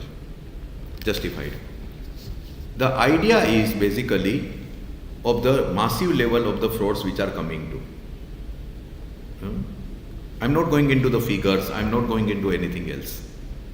How far this 93,000 crore figure is correct, how much recovery has been made, in how many cases so-called notices have been issued, that's a different story. 1,41,000 crore is the collection for the month of January. After July 2021, GST collection has remained above 1 lakh crore. January it is 1,41,000 crore. What this 1,41,000 crore comprises of is another story. Does it signify a massive economic recovery? You know it better than me. how much of this entire 1,41,000 crore is on account of the recovery during investigation? It would be interesting to know that. Because if there is a recovery during investigation, unless the person from whom it is recovered has opted for the closure of the proceedings under section 73(9) or section 74(9) and paid it with interest and penalty or whatever it may be, it cannot go into the revenue as a tax revenue. It remains deposit. So it's a future liability for the government. It remains a deposit, any recovery during investigation. Is it justified if it is included as a tax revenue? How far it is justified in this 1,41,000 crore? One. Secondly, that how far of this is arising on account of the denial, valid or unjustifiable, illegal denial of the ITC to the businesses by blocking their credit, not allowing them to pay. Right? How far it is justified? How far it is? Because the moment ITC in the hands of the business is kept under check, government cash flow improves. Because taxpayer will not be able to utilize the ITC, he will have to pay the tax in cash. So by choking the ITC, is the government improving its own cash flow? Something like TDS. TDS, one way of looking at TDS under income tax is government is improving its, managing its cash flow. Because when will you get the credit? When will you get the refund? They are getting this. TDS one objective is to really see that the tax base is expanded. That is the main objective. But this is probably maybe the side effect of that. An improved cash flow in the hands of the government. Unfortunately, in the ITC, this appears to be a very serious thing going into the direction. But coming to the suppliers fraud, this issue has been there in VAT. It all started from the VAT. And one of the significant judgment on this is of the Honorable Bombay High Court judgment in Mahalakshmi Cotton Ginning case, where section 54(5) of the Maharashtra VAT Act was upheld by the Honorable Court. Case was very simple. Supplier had not paid the tax. So the purchasing dealer was sought to be denied the benefit of set-off. Validity was challenged, constitutional validity was challenged. Bombay High Court ruled in favor of the revenue. But this is one of the most unique case of the history I have come across, and one would come across. State government had filed the affidavit in the High Court, giving the assurances and giving the step-by-step statement in such type of cases where the suppliers have vanished, suppliers have disappeared, suppliers have not paid the VAT for any reason, either by fraud, by design or by otherwise, due to other circumstances, their registration might have been cancelled. In that case, while proceeding against the buyer for the recovery of the set-off or denying them the set-off, what steps they will take against the supplier. These were part of the affidavits. And in a very interesting thing, significantly, the state also said that in case they are able to recover the tax from the seller or supplier, that will be given by way of a refund to the buyer from whom originally set-off has been recovered. And if there are more than one buyer, it will be proportionately given to all the buyers, and this is also without their filing the refund application. These are the assurances which were given before the Honorable Bombay High Court in Mahalakshmi Cotton's case. And in the last paragraph of the judgment written by Chief Justice Chandrachud, who is now in the part of the Honorable Supreme Court, he said that we expect the state to abide by these assurances. Unfortunately, under GST, section 16(2), which lays down all these varied conditions for availing the ITC, substance of section 54(5), not allowing the set-off or allowing the set-off of the tax actually paid by the supplier or seller, actually paid word. Here also you will find the word actually paid. This is obviously taken from that VAT. And similar provisions are there in other state VAT laws also. All states have the similar provisions. Substance has been taken, idea has been taken, assurances have been forgotten. So it's a case of broken promises and betrayal of the trust. Only condition, suppliers has not paid the tax, you are not entitled. This is the condition. Now, the question here is, one of the arguments which was taken before the Honorable Bombay High Court and which have been taken in a number of cases also, and that is whether law compels somebody to do the impossible. Law does not compel somebody to do the impossible. How can a buyer taxpayer determine what his supplier is doing? Or whether he will pay the tax, why he is not paying the tax? How can he ensure? Where is the mechanism to really see whether the taxpayer, supplier taxpayer is complying with the law or not, or he has paid the tax or not? Can the law compel somebody to do the impossible? The answer is no. It is in this context, there have been judgments, number of judgments of other high courts also, whereby, where they have said, under the context of the VAT, and in my humble opinion, the principle applies under GST also. Punjab and Haryana High Court, Gerulal Balchand, Gujarat High Court, Modi Oil Industries, Delhi High Court, Arise India Limited.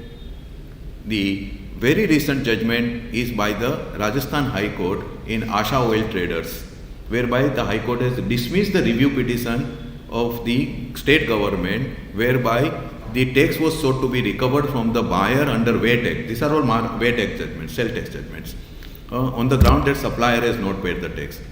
It went in favor of the party. State government went for review, and they found that state government or original judgment is not reported, but the review petition dismissal is reported. This is Asa Oil Trader given only about 15 days back, in this month only. In that judgment, Honorable High Court has referred to Arise India Delhi High Court judgment. There is another judgment of the same High Court in RS Infra. There is one more judgment of Trilokchan Bhagat. These are the latest judgments. And there are umpteen number of judgments which lays down that just for the fault or fraud of the buyer, supplier, the buyer cannot be victimized. And in my opinion, this principle will hold good. The problem here is that GST is a very fraud-prone tax. I've been saying this time and again. Through the invoice credit method, GST has always remained susceptible to the massive level of frauds. And this is not only India restricted story. World over, majority of the countries are facing this issue of the carousel fraud. Dealers, invoice mills, they call it invoice mills. What we are generating, generation of the invoice, as I always said, selling the invoice, invoice is the largest selling commodity in this country. That is the largest selling commodity. People are selling the invoices. We are all aware of this. They call it invoice mills. And it has now become the cottage industry. The way invoices are being generated and going in, floating around in the market, it appears to have become a cottage industry. People might be printing invoices at home only. So yes, it's a fraud-prone tax. But still, world over, the best system of VAT or GST considered to be in two countries, New Zealand and Singapore. So all are bleeding. The question here is this what is the view? European Court of Justice, while facing such issue about suppliers vanishing from the chain without discharging their tax liability, have always taken the view. There are quite a few judgments, like in a joint cases of Optigen, Fulcrum and Bond House Systems, or Excel Kittel and Ricolta recycling cases, and there are other cases where the firm view of the European Court of Justice has been that unless and until the complicity or the involvement of the buyer in the fraud being committed by the supplier is established, the buyer cannot be denied the benefit of the credit, what they call in European Union VAT as a VAT deduction. It has to be established that the buyer was a party to the fraud.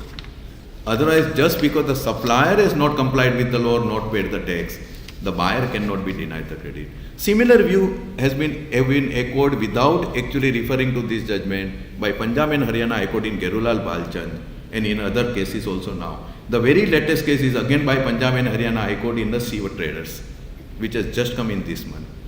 Very beautifully it has been written, and they have very categorically said, in the absence of any mechanism, and the standing counsel for the government who had appeared has agreed that there is no mechanism whereby buyer can ascertain whether the supplier is paying or has paid the tax or not.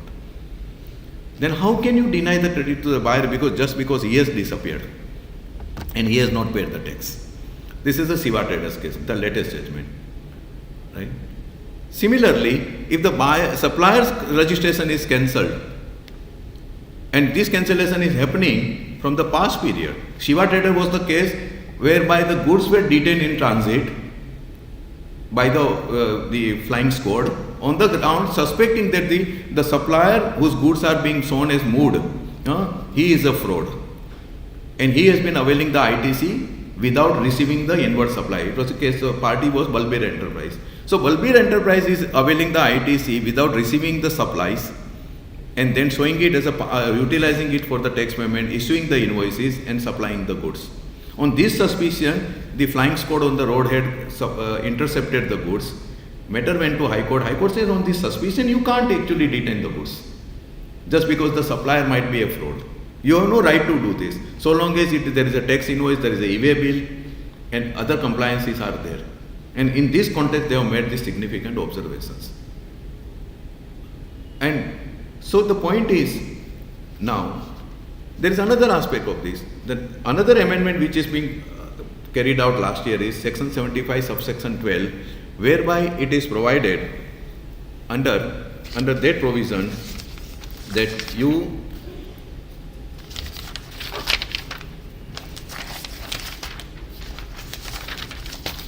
that explanation which has been inserted into section 75,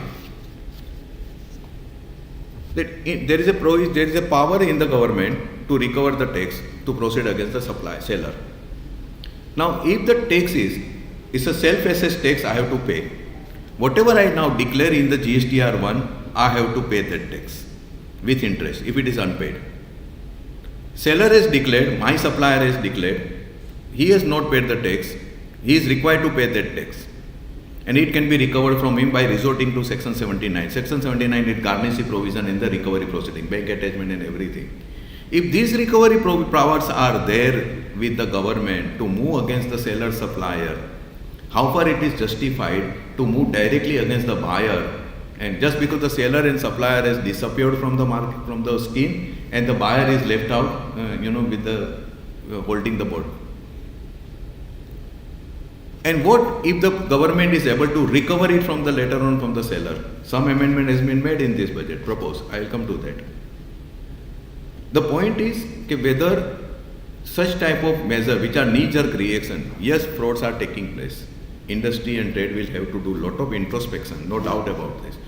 We are at a very, very crucial stage as far as the GST is taking. If this is the direction which is taking, GST is taking, very, very, these are ominous signs, and we could be, trade and industry could be in a bigger trouble. The compliance will be manifold. It is like, it is not only know your customer, it is like know your supplier also. And this can sound a death knell for the many MSME sector who might come into the trap. I'm not going into too much of details into that. But yes, it is time to see that the age-old practice of adjustments, showing the window dressing in the month, year end, showing the stock, value inflated, some soul searching is required on part of the trade and industry, number one. It is time also to isolate such elements from the trade and industry, within the trade and industry. It's a time to isolate, because the sufferer and victims will be the genuine taxpayers only. Because if these type of restrictions keep on coming, it will be impossible to carry on the business. It will be simply impossible to carry on the business, totally. And this is not only on the availment only. Just to complete the picture, after doing all these things, and I have availed the ITC, there is also a provision whereby the government may restrict the use of the ITC also. There is a provision which has been introduced. In certain circumstances, certain percentage of ITC can be used only for the payment of ITC.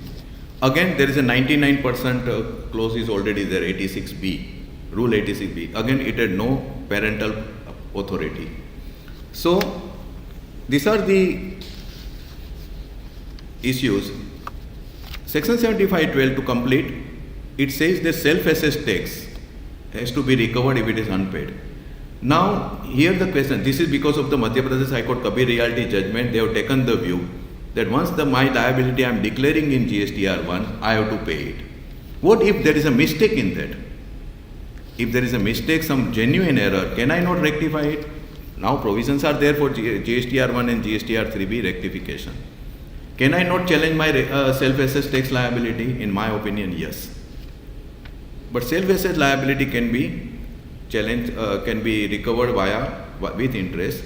For penalty, obviously there are other provisions for the recovery if there is a penalty levied which has remained unpaid. The other provision about the restriction is they can restrict the use of the credit also. In the context of ITC, one more amendment is under Section 41. Section 41 is being amended and it is now being provided that if there is it is a case of the provisional grant of the credit. What was proposed was, okay, when I take the credit, it will be on a provisional basis, what system will show me. Because the two-way communication, what was the two-way original idea of the GST return filing was, GSTR1 is filed by the supplier, by the taxpayer. The credit, based on that credit will be communicated to the buyer. Buyer will reconfirm it. Again, through the system, he will say that, okay, otherwise he make the amends. And then finally the credit figure will be crystallized. So GSTR1, GSTR2, GSTR3 and GSTR3B. Now 2 and 3 never saw the light of the day. They were put under suspension. And finally in this budget, they have been given the fine, very, very decent burial forever. So this two-way communication has gone. It is now one-way street. So only GSTR1 and GSTR3B. No 2, no 3. They have gone now. They were going to be the part of history. It was the most ambitious claim which was being made from the top of the roof that we will do this, we will do this, we will do this. Nothing happened. And nothing was going to happen. So 2 and 3 are gone. It is 1, then 3B, in between 2B, whereby the credit will be shown as what will be available to this. Now, what is now being proposed? So provisional credit concept is gone because the matching concept has gone in a way. Now we come to what the new proposal, as per the budget proposal, what it says, Section 41, that if the supplier has not paid the tax, the recipient buyer should reverse the credit with interest. Straight. If that is the case, I'll finish in 10 minutes, Mr. Matre. If the supplier has paid the tax, not paid the tax, it is to be reversed by the buyer with interest. And later on, if the supplier recovery is made or supplier pays the tax, buyer will be given the re-credit subject to such conditions as may be prescribed. It is subject to conditions, but not of interest. Now, to some extent, this probably implements some assurance given by the state government, Maharashtra state government in the Bombay High Court, that if we are able to recover the tax from the supplier, we will refund the tax to the set off to the buyer, proportionately or otherwise, to some extent. But it is subject to conditions. That brings me, but that is only a minor consolation, considering the onerous conditions and the restrictions which are proposed, which are in the offing and which are already there. None of these provisions, such type of provisions, can stand the scrutiny of law in my personal opinion. There are already these are all being challenged in the different high courts. Another important problem, and which has already now started showing its ugly head, is Section 16(2)(c) that supplier should have discharged the tax liability in cash or by utilizing the admissible ITC. What is meant by admissible ITC? What is the meaning of admissible? How can a buyer know the supplier who is paying the credit, takes out of the credit, that credit was admissible to him? Credit may not be admissible to him for 100 reasons. He might have taken the credit on the fake invoice. He might have taken the credit in breach of Section 17(5), which says which are the goods or service, supply of goods or services on which credit is not admissible. It's a block credit. I'm giving a simple example. How the poor buyer can come to know what credit is being utilized by my supplier, even in case of genuine supplier, is utilizing his credit. What is happening right now in the trade? Actually, at the ground level, what is happening in the investigation stage? That transaction between you and your supplier, we are not denying. It is genuine transaction. Goods have been received, everything is fine. But your supplier has taken the credit which is bogus, or there is a fraud committed by his supplier. So C has purchased the goods from B, B has purchased the goods from A. Between B and C, department is not denying. Okay, it's a genuine transaction. But they say no, B has paid the tax out of the ITC which is not admissible to him because B's supplier A has committed a fraud or B was party to the fraud. How can you victimize C on this? This word admissible was the most dangerous word which was used at that time. And I've been shouting about this from the roof right from the day one. Okay, this is going to raise its ugly head in the coming days. It is now becoming that they are denying the credit. Now this way you can go on and on and on. You know, for how long you can go? Level 1, level 2, level 3, level 4, level 5. And what that poor fellow who is in the last in the chain, what he will do? How is he? But the word admissible. And in the coming day, I mean, this has already happened. I am not denying your transaction validity, but your supplier ITC was not correct. So he might have paid the tax, you are not entitled for the credit. And the other part is about, in the context of section 41, very interesting thing, that provisional grant of the credit gone. Subsection 2, which is in existence right now, because the proposed amendment has not taken place, it will take place later on, says that ITC shall be utilized only for the payment of the self-assessed tax. So whatever I am declaring in GSTR1, I can use the credit only for that purpose. In this context, an issue had arisen under section 107, which provides for the filing of the appeal against any order passed under GST before first appeals, Commissioner appeals. There is a pre-deposit of 10% which is required to be made of the tax amount. It was more or less on the same line like section 35 of the Central Excise Act, made applicable to service tax by section 83 of the Finance Act. 10%. We go to tribunal, GST tribunal is not in existence as of now. Doubtful when it will come, it will ever come. Its constitutional validity is under challenge. But there it is 20%. Can I make the 10% pre-deposit out of my ITC when I am filing the appeal? The demand can be on ITC, demand can be on account of the tax payment. Can I make? Under excise and service tax, this was never an issue. Senvet credit could be debited to make the pre-deposit. There were some cases, matter had gone to high courts, but it was a settled law. In Jyoti Construction, Orissa High Court unfortunately said recently that GST under ITC cannot be debited to make the pre-deposit. Because section 41(2) says ITC can be utilized only for the payment of self-assessed tax. Very interestingly, in an earlier judgment of Dell International Services Private Limited, Bangalore bench of the state said that ITC, GST, ITC what is actually generated, ITC when I say it is under GST, ITC can be utilized even for making the pre-deposit of service tax or excise. It was on that. They have allowed this also, Dell International. Now, with the amendment of section 41, whereby all the implication could be this, that at least this restriction of utilization of ITC only for the self-assessed tax does not appear to be there, will not be there. And originally, the word only which has been used by them, was it intentional or was it only a slip of the pen? Or they did not realize what could be the consequences? Was it intentional that if there are any GST related, tax related issues or ITC related issues whereby the demand is confirmed against the party and taxpayer goes in appeal, we will not allow the pre-deposit to be made from the ITC. Was it intentional? I will not be surprised if it was intentional. There is a diabolical design all visible in the drafting of the GST law.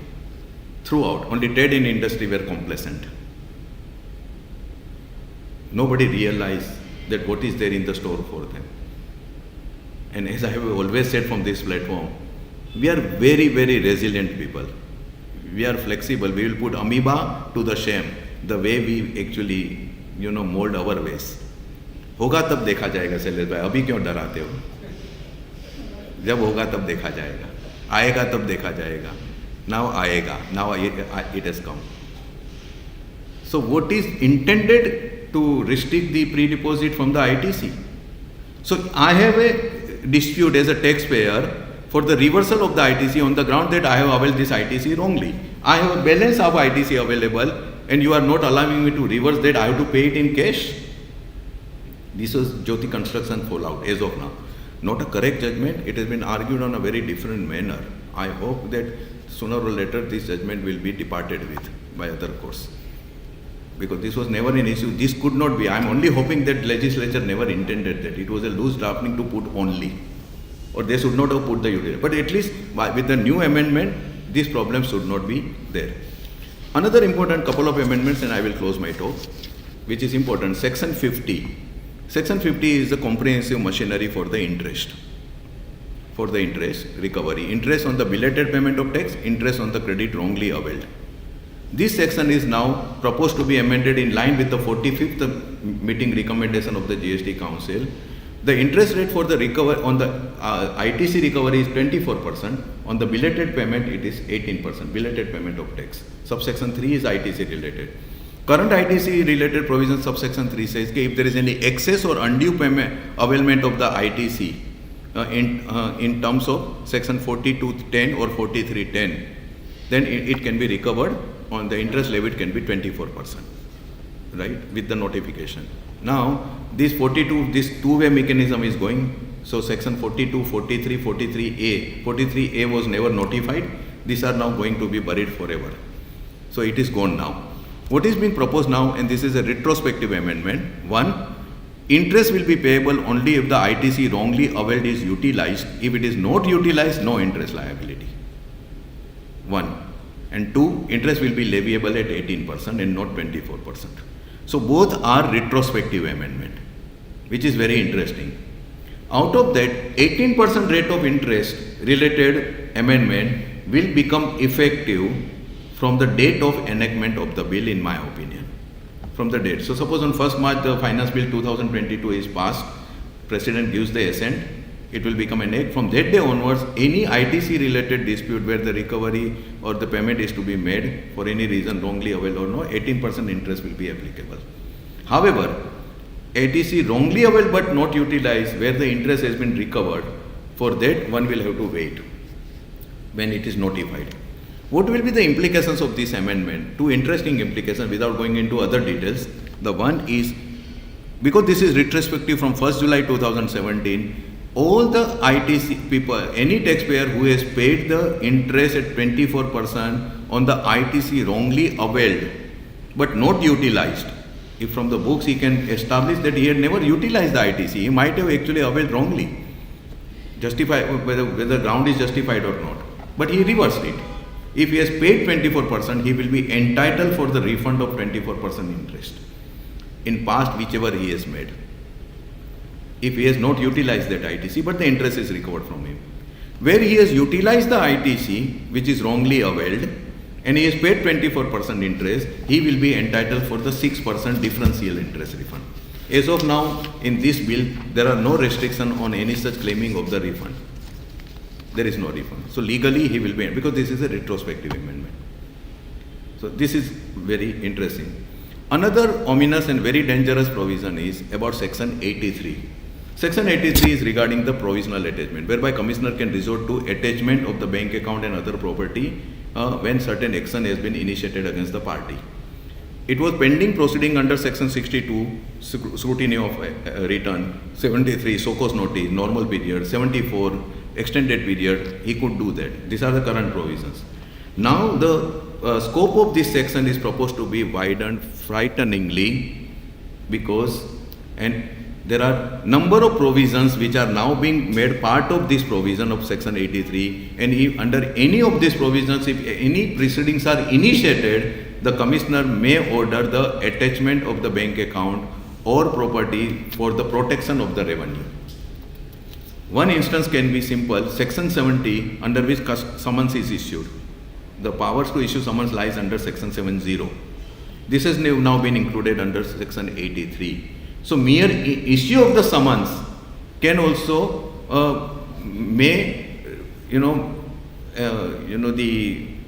instigate such type of action by the commissioner. There is no doubt 7 January 22, they have issued the circular that there is another circular, section 73, section 83 action, board has issued the circular. Who cares about the SOP on guidelines issued by the board? What is happening at the grassroots level tells a very different story. And why? There are umpteen number of judgments under this, whereby Gujarat High Court in Valerius Industries case, Supreme Court in the Radhakrishna Industries case, Mumbai High Court also in Abhi Industries. These are the judgments, when there are a number of judgments whereby they okay, this is the draconian provisions. You are attaching the properties and throttling the business. No more business. You can't invoke this provision every now and then like a toy pistol. You cannot use it. But they did not like this then. Okay. These are the judgments. We will now expand the powers of this, our provisional attachment. This is very, it is unthinkable that such type of powers in such manner can even be there. Whether you exercise it or not, you can exercise it with restraint or not, that's a different matter, altogether different matter. How can they find the force of law? Illegality. So there is a rampant, and particularly when you have no control on your officers. And last couple of amendments, technical, they are important amendments. Time limit for taking the ITC is under section 16(4) is for the suppose current financial year is 21-22, it is September 22 return file, that is 20 October 22, or date of filing of the annual return, whichever is earlier. The September date is now proposed to be extended to 30th November.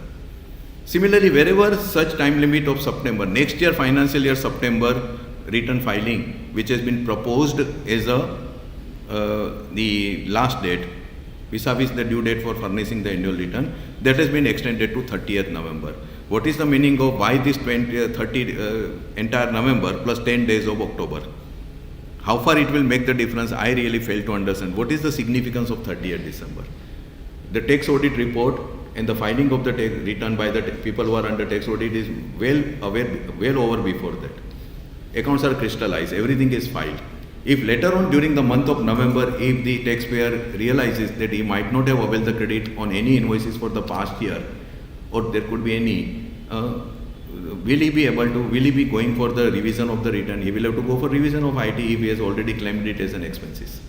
Or if he has not claimed it, if it's a significant amount, again, it's a high time where trade in industry also may think over. There is some sort of a synergy and harmony to be brought under the various due dates under IT Act, under GST, and under other prominent enactment. It's a time to do this. The number of due dates, there is a complete dichotomy and there is a complete chaos as far as the due dates are concerned. Every single day something is required to be done by the taxpayer, it appears in this country. Every day there is some due date might be falling, you never know about this. Why can't there be a proper harmony and synchronization between the due dates to the extent possible? Why this? For my tax audit it is September and October normal date, and for my GST availment of credit it is November. What's the great idea behind this? Some thinking is required on this, and I think these are the major I wanted to highlight. And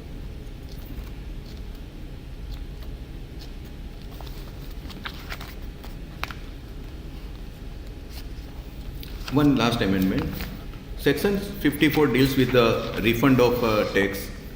It is a comprehensive provision dealing with the refund of tax or penalty or interest or any other amount. Two major amendments which are proposed. One is the necessity, because suddenly they find that in case of the refund of unutilized ITC on account of the supplies to the SEZ unit or SEZ developer, either tax paid on such supplies or unutilized ITC due to tax supplies under LUT to SEZ, etc. There was no time limit prescribed. The relevant date was never prescribed. Otherwise, normal time limit is 2 years. So after 4.5 years, they have realized suddenly that we have not specified any time limit for the claiming of the refund arising on account of supplies to SEZ unit, which is a zero rated, which is export under section 16 of the IGST Act. So now the time limit is prescribed from the 2 years from the date of return in case of any refund arising on account of supplies to SEZ unit or SEZ developer. This is one. Another serious amendment which is proposed in the context of refund is that when there is a unutilized ITC on account of inverted tax structure or on account of export under bond, the refund would lie under section 54(3). That is the section, under section 54(3). Now, it is proposed under now, where there is a restriction that any refund arising under section 54(3) of the unutilized ITC on account of LUT or inverted tax structure the proper officer may withhold such refund in case he finds that there is another tax or any other amount, penalty or interest is payable by the party which is due is not paid. He can withhold and he can adjust this. But this power can be exercised by him only if it is an unutilized ITC refund on account of LUT or inverted tax structure. As of now, this is the provision of law. Now this power is, the exercise of this power can be extended to any case of refund, not only of unutilized ITC. If any refund is claimed for any reason, tax paid under mistake of law, tax paid on the exports, IGST, paid on exports, under Rule 96, I am claiming the refund. Even that can be withheld by him. Not only 54.3, that is not only unutilized ITC. The question here is, what is meant by the required to pay or liable to pay? The words used are liable to pay. When can it be said that I am liable to pay? Merely on the demand letter, merely on the show cause notice? In my humble opinion, answer is no. My liability to pay arises whenever there is as a result of the assessment and adjudication process, there is a determination of the tax liability in case of any demand which is held to be payable by the officer by an adjudication process and order. I am in appeal. Where I am in appeal also, can it be said that I am liable to pay? Can you adjust like this? And now you are expanding the powers. Will it, and are not the principles of natural justice applicable? Isn't it? They have to be. You can't make any recovery or do any action against me without following the principles of natural justice if the action or decision is prejudicial to my interest as a taxpayer. But this is one amendment which is to be kept in mind. And finally, coming back to the restriction on the ITC on account of all the faults and frauds of the supplier, what they have said is that supplier, if he is not paid the tax, you pay the tax with the interest. I mean, reverse the ITC with the interest. Is not the so cause notice required? What happens when the supplier has not paid the tax and the buyer has taken the ITC? Worst come to worst, legally, theoretically speaking, literally speaking, section 16(2), in the hands of buyer, the ITC becomes wrongly availed. If it is a wrongly availed ITC, its recovery can only be via so cause notice under section 73. If the buyer is party to the fraud, recovery can only be via section 74. Without that, you cannot recover. Just because. Can a section say that you have to reverse it? Then there is a conflict between the two substantial provisions of the Act. The proposed new section which says that you reverse, and the section 73 say you recover via so cause notice. Section 73 is in my opinion, is a substantial provision providing for the recovery of any availed credit ITC which is wrongly availed. This is a case, as a worst case scenario, ITC wrongly availed because supplier has not paid the tax. You can't simply hold me by nose and say that now you make the payment. Straight. One. Secondly, what if even in that case also, where my supplier has defaulted and ITC is supposed to be recovered from me, if that ITC to that extent, if I have not utilized, section says you pay it with interest, but if I have not utilized, will not the new amendment come to my rescue, which is retrospective and now prospective also obviously in offer, which is what in this budget the amendment which is proposed, that section 50, that if ITC wrongly availed is not utilized, no interest is leviable to pay. In my humble opinion, section 50 is the only provision for the providing for the recovery of interest. It's a comprehensive, self-sufficient, self-complete provision. Interest can only be wrongly availed ITC, recovery under section 73(4) or fraud 74. It says with interest as provided under section 50.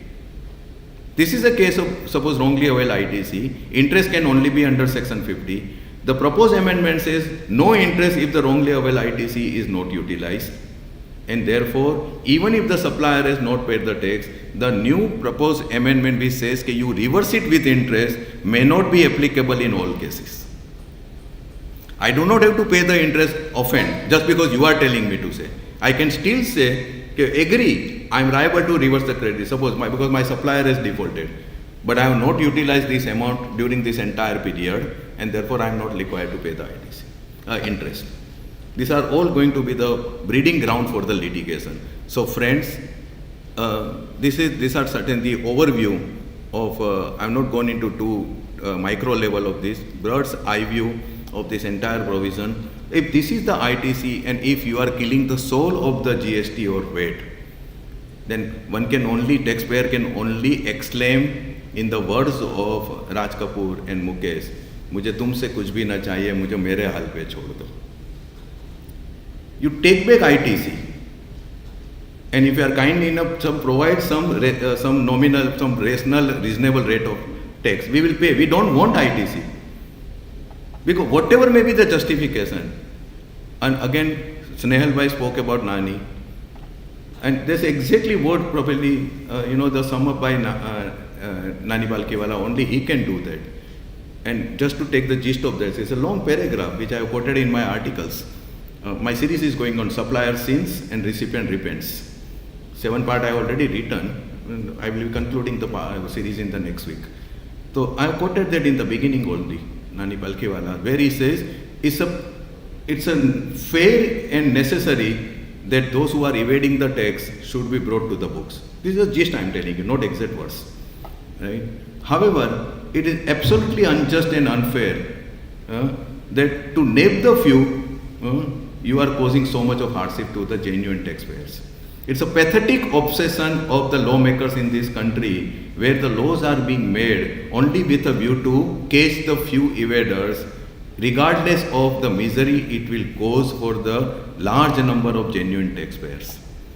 And then it is summed up by Nani in the words only which Nani can sum up. A departmental store which is only preoccupied with the shoplifting is a sure candidate for the stagnation. खाली वो CCTV camera ही देखता रहेगा कि मेरे वहाँ चोरी नहीं होती है ना, चोरी नहीं होती है ना, he will never prosper, he will never grow. Right? So friends, these are the budget. Time has come.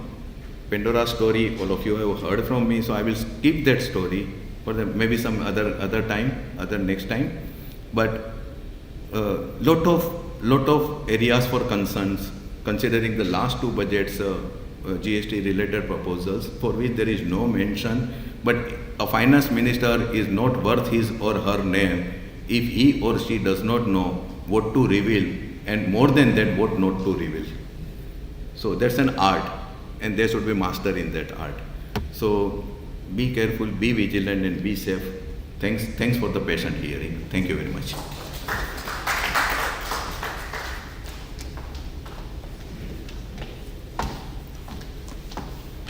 Thank you so much, sir. May I now request to Mr. Purvik Panchal, Vice President of ITAMA, offer the memento to our guest speaker.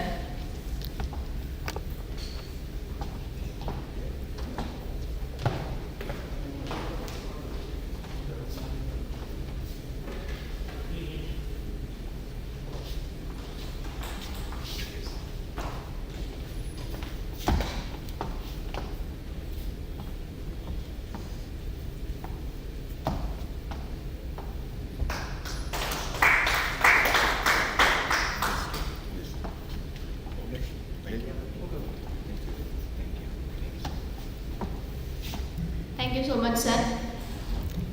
Anyone have any question? Sir, regarding this, buyer has to pay the tax if the supplier has not paid. That was the VAT regime also. Yeah, that was So they have just continued that part. Yes, they were just, it's a VAT legacy. Frauds were happening even under excise and to some extent in service tax also. I entered this field in 1986. Yeah. Right? On those days also in moderate days, I have seen 10-ton material being supplied on a 2-wheeler and 3-wheeler. We have seen those days. So frauds were happening even in excise. But central government never thought it fit to bring this type of provision. And my understanding is this, it's a confirmed thing, that center was not ready to come out with this type of provision under the GST law. Exactly. States were hell-bent upon that unless this provision is introduced in the GST law, we will not move ahead with the GST law at all. You can आप भूल जाओ GST के बारे The में. next point is that in Delhi there are a lot of battery of specialists over there. They don't envisage all these problems, what you have mentioned. Sir, it is by They are the best of the persons. It's very difficult question to answer. I can say a lot on this, but I'll just skip it. So, secondly, how to confirm the refund to the seller from the buyer point of view? How he confirms that the seller has got the refund? It's not the question of sellers. No. There is no. We'll have to wait for. These are all proposals. Yeah. So they say that buyer will be entitled for the recredit subject to the condition to be prescribed. So we'll have to wait for the modalities. And Mr. Snehal Mazumder said that the loaner has to be loaner and loaning this thing. They have to make sure that he is able to give the loan. How certify that the loaner is Again, we'll have to just see what them, because this will all come from the next financial year, assessment year. So we'll have to just see. How certify that loaner is able to give me the Two loan? things are very clear. They just want to put a check on all these internal transactions, hawala transaction, whatever you call. And secondly, it was in the offing. Probably I had said also in one of my past lectures that somehow our government is looking at the trust from a very, very different eye. Somewhere it is justifiable because trusts have become a SPV. It's a special purpose vehicle for the, movement of the funds in an illegal manner. Suppose And this is what the law comes in force. What is the steps to be taken? now to make that we will sure- have to just see. We'll have to just see because the actual when it is introduced and whether there are any further developments in relation to that, it can be. These are all certain amendments will require a separate session again after enactment. No, there is a point. There is a going on a discussion that the financial year is to be changed from January to December. That is all Is it rumor. possible? It's a rumor. Rumor. It's a They are rumor. not thinking. No. It may take some time. They wanted to bring it. India still remains an agricultural-driven economy, right? So considering the season, 2 seasons, ideally, whether March is really a conducive period for the year ending or not, that's a debate has been going on. That once we have seen what is the agricultural production likely to be, based on that, if the the budget is formulated, it will be more realistic. Thank you. Any other question? Okay, so now we would like to conclude our seminar. Thank you so much for sparing your valuable time. May I now request to Mr. Purvik Panchal, please deliver the vote of thanks.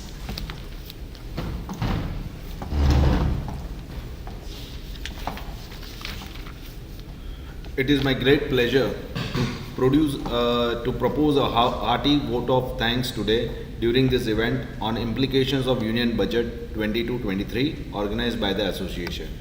We had an excellent presentation by Mr. Sailesh, Sheth, advocate and founder, Messrs. SPS Legal on indirect tax related proposal of Union Budget 22-23, and Mr. Snehal Mazumder, chartered accountant on direct tax related proposal of Union Budget 22-23, were also very useful to us. We thank you both for your excellent presentation and a valuable time spent and effort taken in the preparation of this presentation.